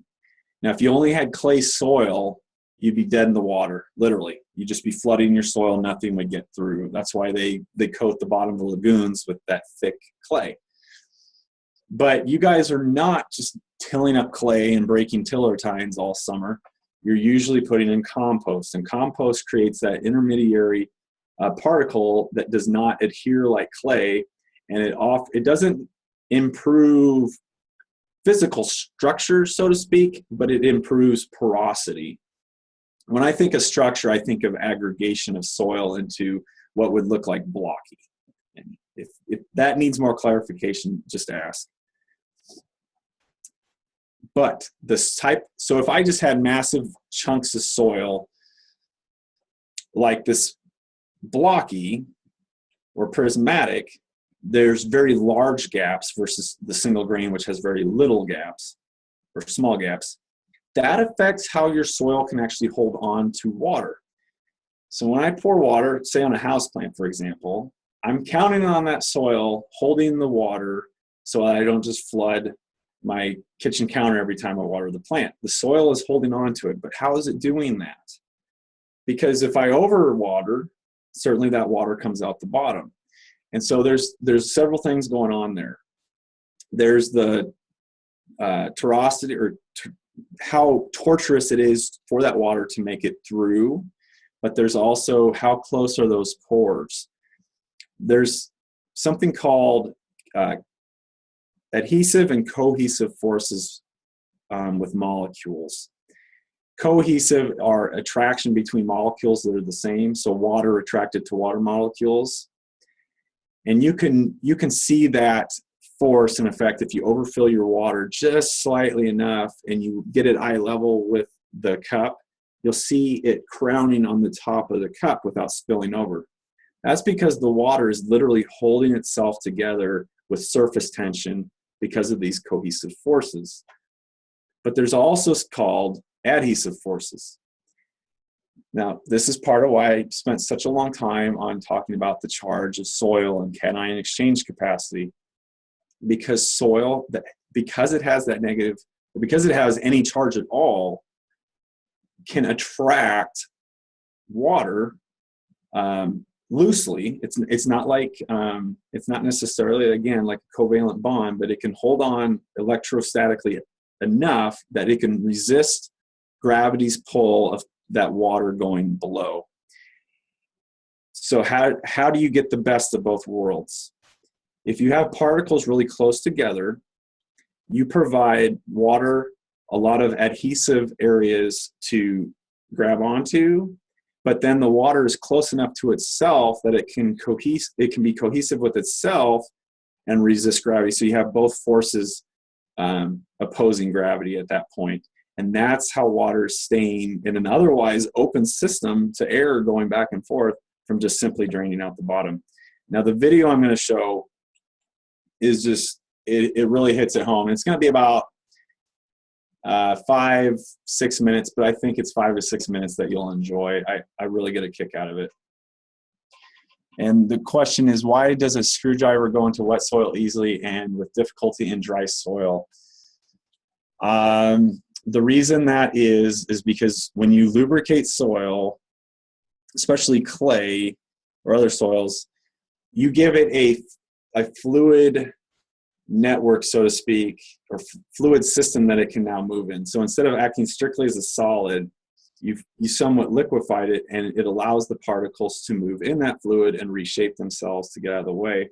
When you dry soil down, it solidifies the structure that's already there, and there is an intense amount of resistance there when you talk about the different types of soil. So sand, it's still relatively easy to push through, but clay, like that platy structure, if it starts to dry in a platy fashion, you're resisting millions of these clay particles pushing back against you at right angles. And so it's very hard to do that unless you lubricate the soil and give it a way to kind of, for lack of a better term, just kind of swim or push out of the way. Not a very scientific way to answer that, but that's basically what's happening. So let's watch the video for about 5-6 minutes. It's a good one. It's a goodie. There's probably an advertisement, so just bear with me. This is YouTube we're talking about.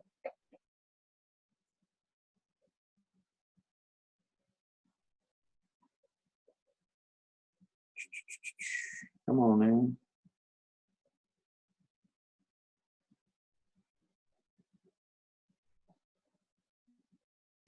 Water movement in the soil is determined by the distribution. I'm going to skip through some of this. This video will show the basic principles governing water flows.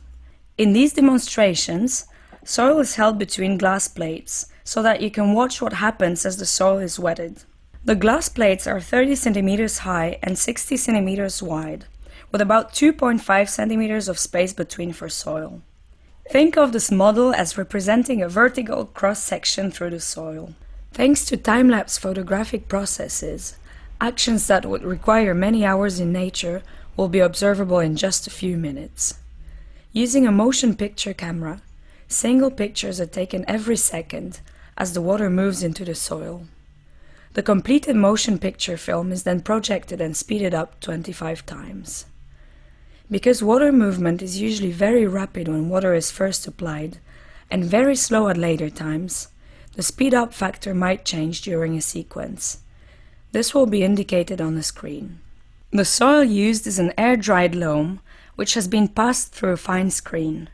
Sand, clay and aggregates are used to simulate non-uniform bodies in a soil profile. Water will be added in a furrow with a funnel connected to a tap, which keeps the water level at any desired depth.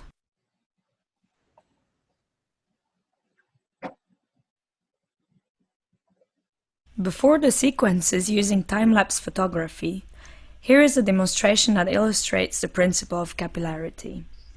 This principle is involved when water moves into dry porous materials. Liquid is pulled because of the attraction of solid mineral surfaces for water, adhesion, and attraction of water molecules for each other, cohesion.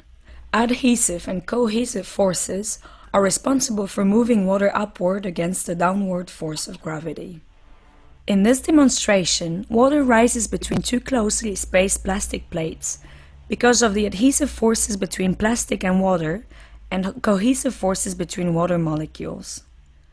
The height of rise is greatest when the plastic plates are pinched tightly together.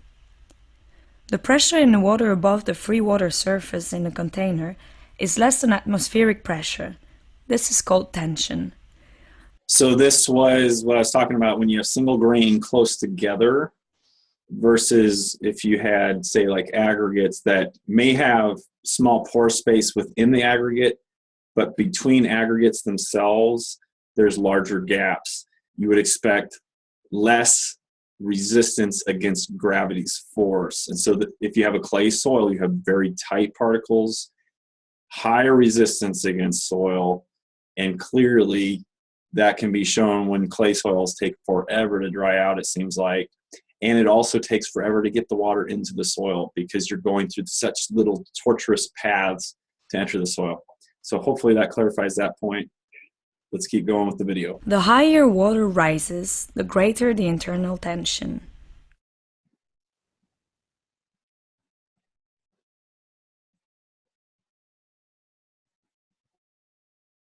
Now to the models and time-lapse pictures.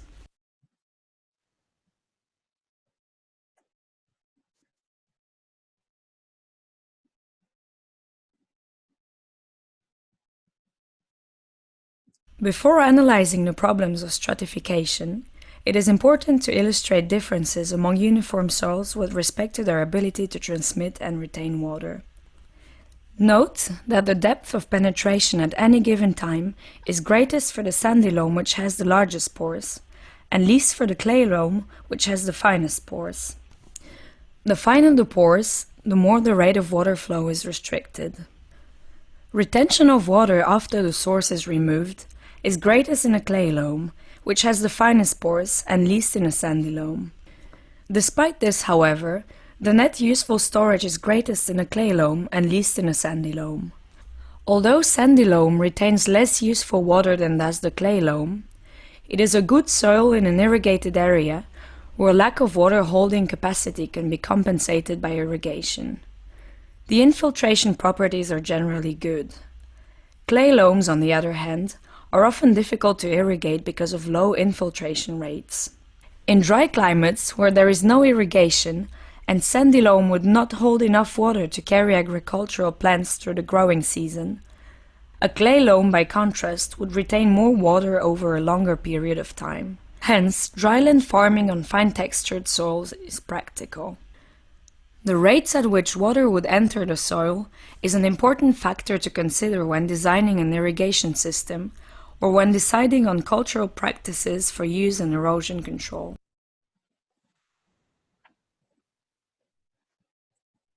All right, now to the good stuff, hopefully.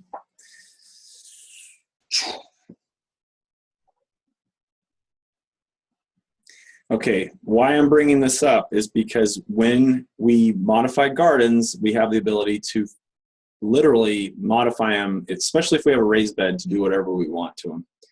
Now, when I was probing around in the backyard farmer garden on campus, I got the probe about 12 inches down, and it was really, really fluffy, a lot of compost and organic matter in there.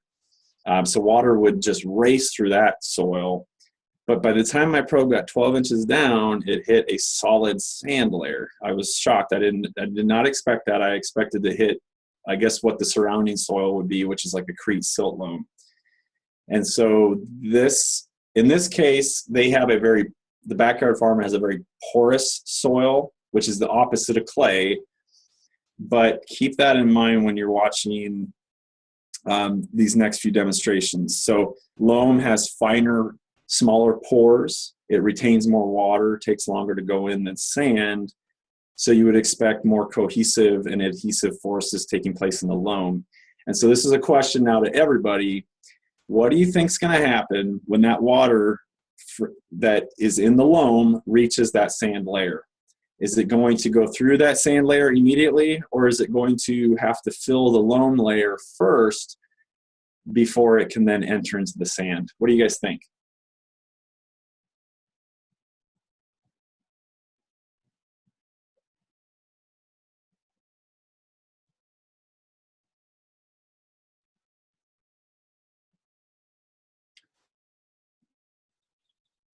Goes right through. Okay, yeah, for Sydney, instead of not just through the sand layer, but will it go from the loam straight through the sand and then out? Once it hits the sand, it will sprout out in the sand. Okay. A few more guesses and then we'll reveal the results.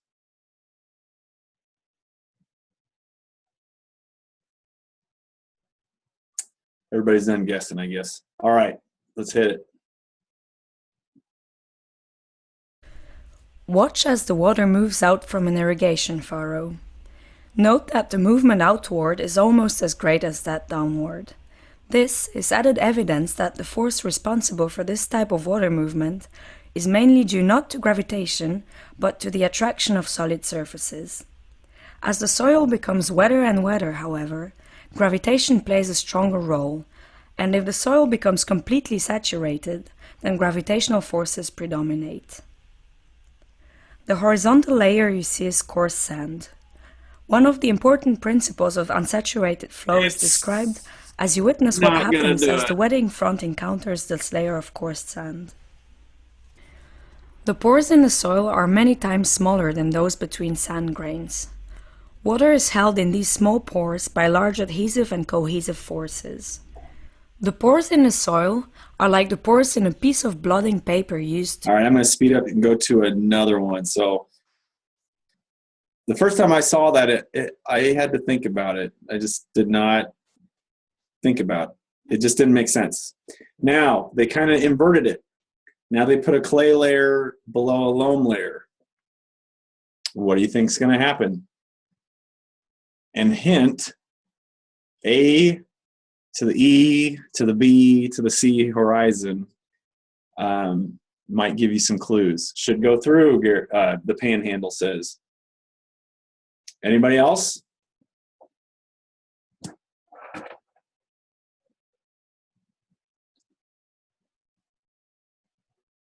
All right. Otherwise uniform Gary, soil. you're right. This clay layer is similar to a clay pan, or any type of layer in which the pores are extremely fine compared to the pores in the overlying soil. These layers often restrict root and depths of plants and are particularly known for the trouble they cause in preventing downward penetration of water. When excess water is added to the soil, water tables are often built up over such layers. If they occur at shallow depth, water tables often rise above the land surface during wet seasons, imposing serious limitations on agricultural use. Despite the fact that a clay pan hinders downward movement of water, it does absorb water readily as the soil above is wetted. Observe the wetting front as it moves into the clay pan. The pores in the clay are much finer than those in the overlying soil, so they can pull water from the soil. Water tables are not built up over clay pans because of the inability of water to enter them. Instead, water tables result from slow transmission of water. The resistance to water flow in these extremely fine pores of layers like these is sufficiently great that even over periods of weeks and months, I'm going to end it there. So I encourage you to go to the rest of the video. It's really neat. They talk about different things, different types of layers, channels from like earthworms or rodents, and what happens when water interacts with aggregates. I just find it to be a really good resource, and kind of challenges my intuition about some things. For example, it should go through the clay, but just how much clay, I guess, depends. And so these things are, this is something we need to think about. So if you put your raised bed over solid clay, you still have to think about how are you going to deal with water in that situation, because typically it will start to pool up until you're flooding your garden, even if it's a raised bed. So think about the whole profile and the whole system. And if you cannot remediate the whole situation in terms of just by changing what type of soil you have, you may need to add some type of drainage tile to help deal with these issues, or change the way you irrigate. And I'm not an irrigation specialist, but it certainly plays a role in that. And if you can't keep water in your soil, you can't keep nutrient cycling as well. And of course, you can't keep your plants growing. So let's move on from that. So a really simple trick, it's not a trick, but a test you could do at home is a water infiltration test. It's really simple to do. You just get you could use a coffee can with both ends cut off, and you hammer a couple inches of that coffee can into the soil. You need something robust that you can hammer on with a block of wood on top of that can. And then you measure how much water you put in there, and you start with something with saran wrap, and that's so you can fill the ring or the coffee can before you start your stopwatch. And you delicately pull that plastic wrap off and you start your stopwatch, and then you track over time how much water is infiltrating that soil. Initially, if it's not saturated soil, you would expect it to move more quickly than if it was full of water, because if there's water in the pores, now water on top of it has to push through more water to get through, and it's more resistive force. And so eventually you get to this point they call saturated, saturated conductivity, or the water moving through. And once it steadies out, that's kind of an indication of how much water can infiltrate your soil. If you compared like backyard farmers, garden out here, it just disappears. It's like you have to keep a garden hose on it. It's disappearing so quickly because they have a very fluffy top layer, very fertile, a lot of compost, and it's on top of sand. And so there's just all these porous layers that the water goes through. And so from a water management standpoint, which I'm not, like I said, I'm not an expert, you have to think of different ways to deal with those situations. In that case, maybe a sprinkler irrigation would be a waste of water as opposed to something more targeted like drip irrigation. But I'm stepping outside of my comfort zone there. Versus something where you have maybe a more native soil that you're gardening in and you're just maybe berming it up, or you're just working with it in place. That's what you have to work with. And the only thing that's going to speed that up, if you do need to, based on this test, is something like compost. That's what would help that situation. Don't add sand to clay. You're going to get bricks. Good thing we are going to install a drip system. Terry, I've got your number. Excellent. Keeping you guys on track here, backyard farmer. If you do this, the permeability class is based on what the NRCS, the Natural Resource Conservation Service, says. This gives you some indication of what you're dealing with here, and if you're within what's reasonable. You know, it's really, when we have drip irrigation, it's very easy to control, but it's really those situations where we get a weather event that you can't control, and you don't want your garden to be flooded out because of something like this. And so that's why soil structure is important, as is the mixture of what texture you have to create that structure. I think it goes without saying of the issues with compaction. So if you're tilling a lot, even with the rear tine tiller, front tine tillers as well, you're likely adding some compaction at a depth of what that tiller is weighing on. And then like forward tines front tine tillers are probably the worst because it's very hard. You have to walk behind them. It's very hard to pull them backwards. But you're walking and compacting on that freshly tilled soil, and you could be creating these compaction layers, albeit not like you would see in a crop system where you have a lot heavier machinery at play there. But when you're talking about vegetable production, you have roots that may not be nearly as deep rooting, or some that are, and if they can't get through that layer, you're going to inhibit not only water movement, nutrient cycling, but also the root growth of your plants. So compaction's a huge issue, and one of the ways to deal with it would be what? How do you think we could improve soil structure? And as you're thinking about that, I'm going to read the question from the Panhandle. Would you have similar results with a compost layer like a sand or clay layer 6 inches or so below the surface? Yes, you would. If compost is typically at least completely composted compost, so high carbon content, as opposed to just, like turned in cover crop, which is very labile, it breaks down very quickly. So if it's been completely composted, it's typically hydrophobic at first until that layer can saturate. It's got a tremendous amount of water holding capacity at that point, but yes, it could slow. So if you simply layered underneath your soil with compost as opposed to mixing it in, that could be a problem. So how would we improve our soil structure? And when I say structure, remember the prismatic and whatnot. And I kept saying the word aggregate, which is just taking soil particles that are separate and they're aggregating together into a cohesive whole. So they're becoming larger, more amorphous shaped, and less of that platey structure. So how do we get there? What do you think we should do? Earthworms and compost, says Panhandle. Dethatch or aerate. Dethatch, I'm guessing, is in reference to like a lawn situation, or aerating as well.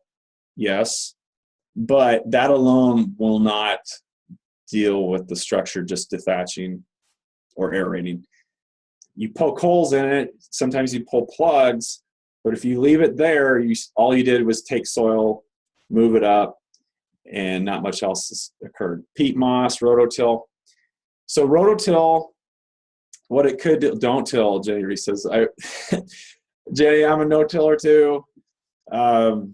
These gardens, it's just such a hard thing to not till sometimes. I think we should have a debate about that with everybody. That'd be fun. But if you till, you're taking what structure is there and you're pulverizing it by mechanical means. And so any type of stable aggregation that occurred is now getting blown apart. So if that was a clay soil, that would be the worst possible thing you could do if it was just clay. That's why, yes, somebody mentioned you have to add something like compost.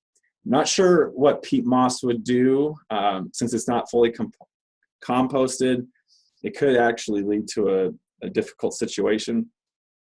But the compost is physically interjecting itself between clay particles, which are trying to come closer together and form that platey structure. And because you're putting physical barriers there, you start to spread things out, and that absolutely does help improve at least the air space or the pore space and porosity. So from a structure standpoint, you're not going to gain aggregation necessarily by tilling, but if you till in an amendment, you may actually help. But it depends on what you're putting on your soil. If you left your soil go, like Jenny said with the no-till, your soil through cold and hot cycles will naturally start to aggregate itself, especially if you have living cover in there, like a cover crop. a perennial root system. So if you're really in dire straits with your garden, you weren't going to haul in a bunch of soil to deal with it, and you needed to remediate certain areas, certainly putting in and leaving the soil intact and putting a perennial root system in there, like a grassland, over a couple of years would certainly help build structure. Roots are physically tying together soil particles, and gaps start to form as roots decay, air channels form, earthworms, as the Panhandle mentioned, start to dig channels and add airspace and start to bring in organic matter. And so no-till can actually result in the best, well, it would result in the best soil structure from an aggregation standpoint. Tillage destroys that, but in the gardening system, typically gardeners are trying to focus on high output, and to do that, they get a warmer soil by tilling. They're mixing in their layers so that they can change things like pH faster, which is based on soil contact. Warmer soils might cycle nutrients faster, but again, that's a debate we should have. I think that would be fun. There's pros and cons to both. In the short run, tillage might gain you some extra produce, but in the long run, I would say, from a stewardship standpoint, that's why I'm such a fan of no-till. And I've no-till gardened. I have gardened with a no-till system for several years, and it works, but I probably would lose the yield contest, but I still get more than enough, and I get that good soil structure, which makes me proud, I guess, every time I look at my garden. Okay, I said soil aggregate. What is a soil aggregate? Like I said, it's the coming together of the different soil particles, but these really are like microhabitats for the microorganisms as well. So in this picture, this is from Ray Driver. She's our soil microbiologist in the department. She put this graphic together. She shows that clay particle, but then you have these kind of amorphous shapes where pockets form where water can get tied in. You have protection of these microorganisms, and believe it or not, those microorganisms are competing with each other and fighting for space. And so if you can provide literally a protection for them, they'll survive and they can thrive and cycle those nutrients, which is critical to a soil. So it does improve water holding capacity in some instances. If you go from, say, like a fluffy soil and it starts aggregating, you do add the ability to trap soil, or I should say moisture in the soil. But in some cases, you can decrease water holding capacity if you went, I mean, if you had a solid clay, you have a lot of pore space, you have a ton of water holding capacity, but it's not a productive environment because the water can barely get in. It stays there forever and it's not conducive for growth. So you might have a lot of water holding capacity, but it's not a productive capacity. Aggregates, on the other hand, form that productive capacity. I hope I'm making sense here. I'm kind of going on a little bit of a tangent. We talked about what destroys tillage. Terry, can I show it?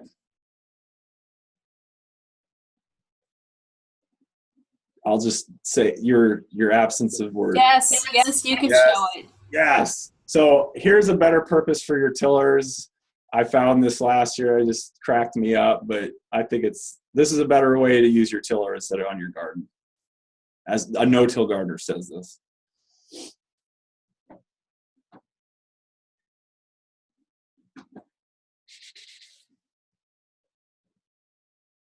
It's going to be loud, so just get ready for it.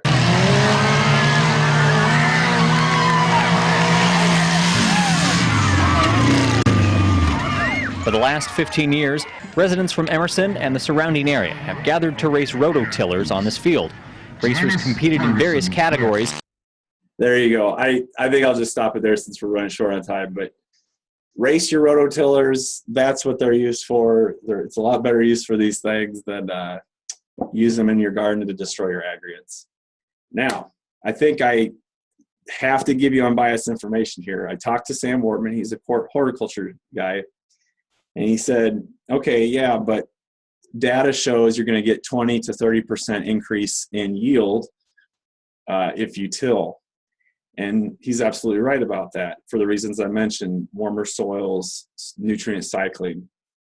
So while that absolutely works, for me, it's a stewardship standpoint of how I want to maintain my philosophy, I guess, for how I garden. So I'm not against tilling, Terry. I'm just, I like to no-till. That's my preference. We will agree to disagree. Bonnie says, in the desert, we use gypsum for sodium in the soil to break up clay. Would that work here? Gypsum is absolutely used for sodium. And how much time do we have left? Terry, could you give me a little? You have about 10 minutes. It's 8:49. Oh my gosh. Okay, to deal with what Bonnie just said, if you have a sodium situation, what can you do about it? Sodium's a cation. It's on the CEC, so it's not just leaching out right away. It's there. So how do you deal with it? And why is sodium a problem anyway? Sodium can be a problem for a lot of reasons. One, it adds to salt content, and if you have too much salt in your soil, that inhibits what somebody asked earlier about osmosis, which is the water's ability to go into the plant cells against the force of gravity, which is, it's part osmosis, part just going through the xylem. But sodium has, when you're washing your hair or your hands, look at the ingredients sometime on what's in some of those products. You'll often see sodium lauryl sulfate. They're different salts. Sodium is a very excellent cation that deflocculates soil. It has what they call a large hydration cell associated with it. And you want to think about it this way, I guess. It's somebody that likes a really large bubble and doesn't want people messing around with it. So when that kind of bully gets on the clay particle, it starts shoving everybody else off, and it starts increasing the distance between clay particles to where they can no longer get together and aggregate. It starts shoving them apart to where they disperse, and they can start then reshaping into that clayey format. That's a problem. So it disperses your soil. Now you've got a huge problem with water being able to get through, plus you have a salt issue potentially. So how do you deal with that? Gypsum is the #1 recommendation for that. Gypsum is nothing different than, it's called calcium sulfate. It has 2 salts. The first is calcium, the second is sulfate. It's really the calcium at work that's doing the action. So remember this diffuse double layer we talked about earlier. So imagine instead of calcium, or instead of hydrogen, I don't know if I can erase these are permanent since I kept them after the last presentation. Imagine hydrogen is actually sodium. Just use your imagination since I'm drawing over it here. It's got a huge hydration shell. Get out of the way, I'm a bully. I'm sodium, okay? Big problem. How do you get rid of that? When you add gypsum to your soil, you start adding a lot of calcium. These cations are constantly bouncing around, as I said. They're not locked into like a solid shape. They're somewhat fluid. They're bouncing around. The only way to beat sodium is not to simply take one calcium and try to replace one sodium. You have to bombard your soil with a huge amount of, imagine these are all calcium. I know they're all red. I apologize for no distinction here, but you bombard your soil, and just by sheer mass, what do they call it? Not mass flow, but mass action, it basically pushes sodium out of the way. So it's as if all the nutrients got together and said, we're sick of you, sodium, and they knock them out, and sodium gets replaced off of the clay particle. And then if that was it, it wouldn't work. You wouldn't have fixed the situation. You have to now irrigate the soil heavily and have a way for that soil to drain. And just the sheer volume of water moving through that soil with sodium in solution will start to drain it out the bottom. And so that's how you deal with the sodic or sodium situation. Does that make sense? Does that answer your question, Bonnie? if in arid environments, and if you had like just a typical salty soil like we do here by Salt Creek, we don't have the arid situation, but we have the sodium. It could result in the soil would keep coming back to that equilibrium, and sodium would continue to be a problem. So, okay, great, I answered it. Okay, this is the last thing we're going to do. Let's go through it. What soil is it? I've given you the tools to understand this, with the exception of one thing. Sodium, where would it come from? Sodium could come from the type of soil you pull it from, but it could also come from the source of manure or compost. Okay, so that's a key point that I want you to hone in on. So if you have like a sludge or some other type of compost that has a lot of sodium in it, it's going to end up in your soil, and that could cause a problem. That's going to help. So this is a matching game. Using what you learned tonight, you're going to identify 5 different soils or zones. One of them I sampled under pine trees, it's been under pine trees for over 50 years. There's been another spot is going to be long-term soil that's been under turf and not disturbed, so it should be fairly native soil. The third is a soil that's under turf, but in this case, this is disturbed soil. This is an urban soil that's been scraped, so it's the subsoil now. And then the last 2 are backyard farmer gardens.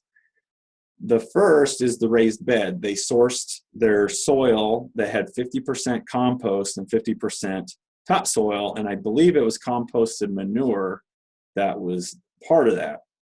The last soil is a backyard farmer bulk garden, and that's the one I've talked about a lot tonight, which is it's 50% compost more or less, probably more. I mean, there's a lot of compost in there.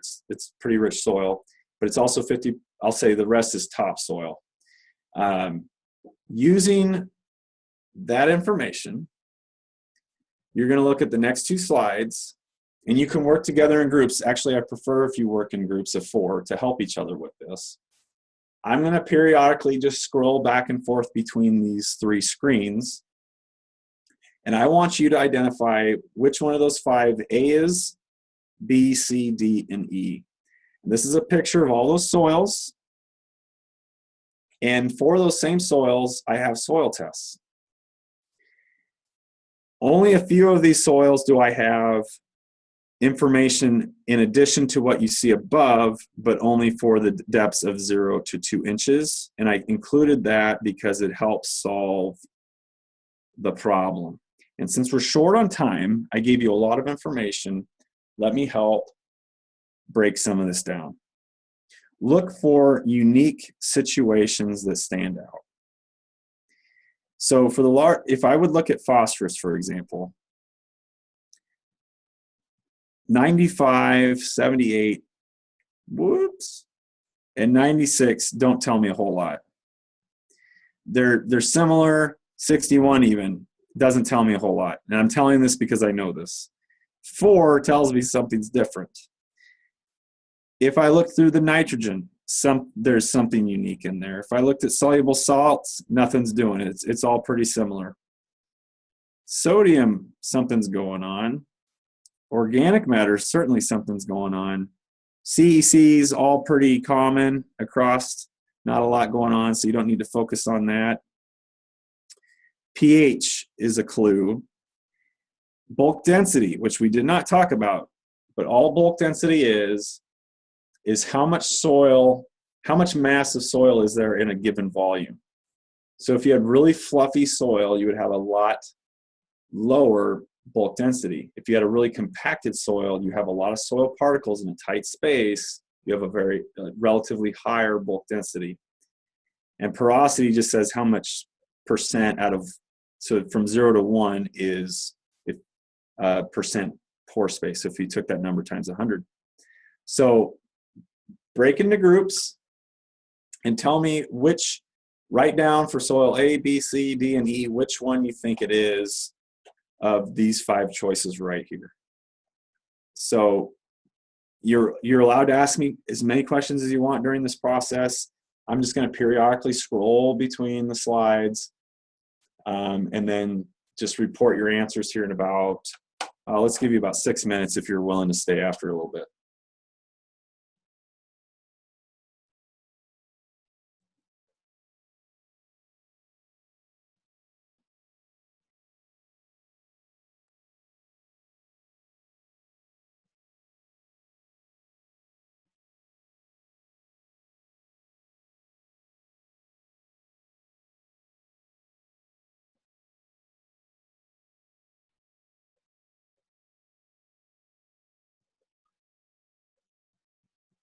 I'm hoping that those instructions were clear enough. If they weren't, I'll reiterate whatever I need to.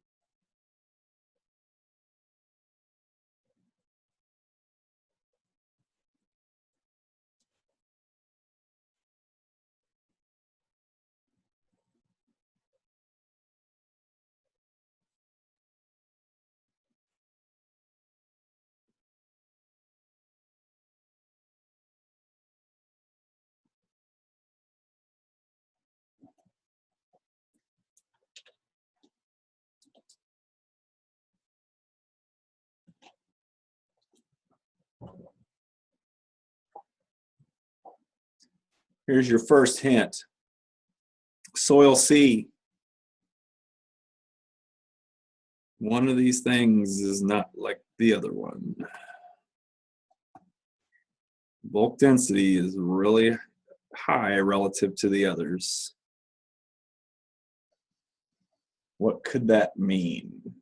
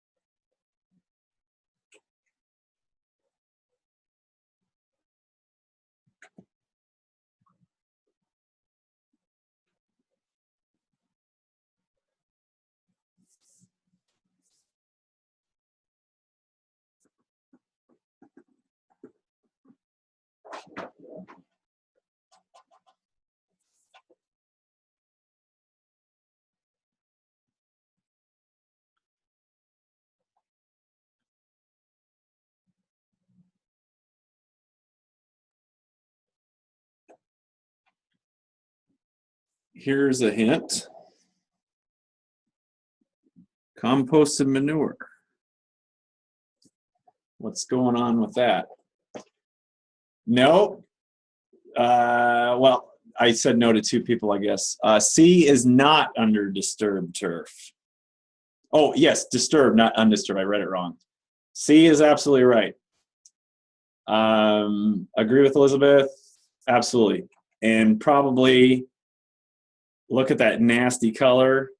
This made slurping sounds when I pulled the probe out. It was so airtight. It was packed, compact soil. It was blue, which means the absence of oxygen. It was so packed. D, somebody says the raised bed. That is not correct. I'm sorry. D is not the raised bed. Panhandle says from left to right, D, C.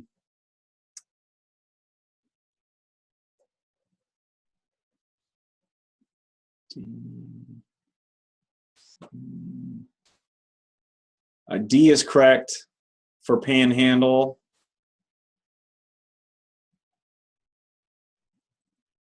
C and A are not.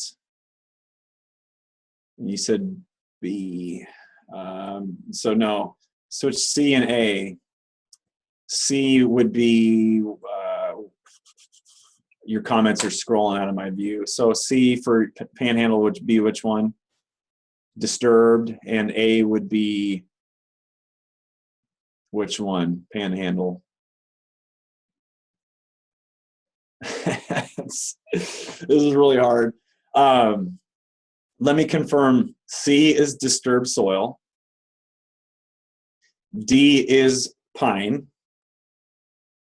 A is not the undisturbed. So A, B, and E. I'm sorry if I kind of, D is not, oh yeah, we already talked about that. B is not disturbed.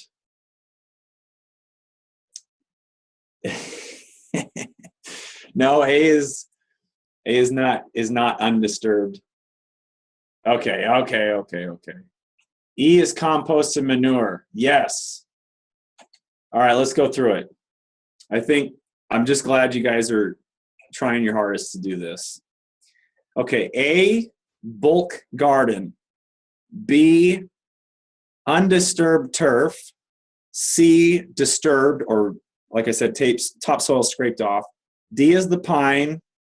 E is the raised bed composted manure. And why I say those things. Sodium content from an unknown source is likely from that manure or from the topsoil, which we do not know where that topsoil came from. The bulk garden was topsoil already in place as far as I know, and then they had compost from a known source that was not high. So what other things give it away? Look at the organic matter. 5.7, 5.2. So if something's 50% compost, that's a lot of carbon, that's a lot of organic matter. Those things kind of signal those, but then the dichotomous key would say the sodium came from a source, and that's likely the composted manure. Plus, if you look at their bulk densities, they're very low compared to the others. A lot of fluff was the key word, even though some of those weren't different. But they're still very fluffy soils. D's a harder one. I barely mentioned it at the beginning, but some people attribute pine. Maybe I didn't. I thought I did, but maybe I didn't. There's a recording to prove I did or didn't. pH can sometimes be lowered under pine trees, or at least that's the assumption.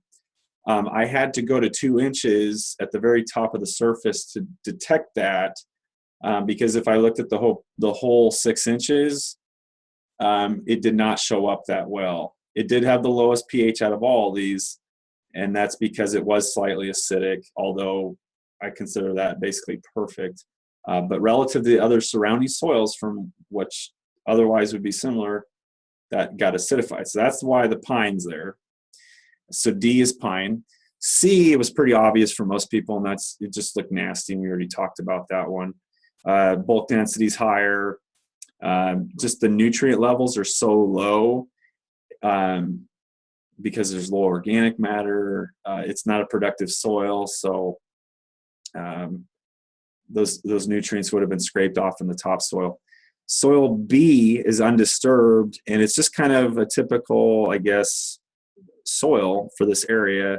Slightly basic. I did not mean to end that, but let me go back.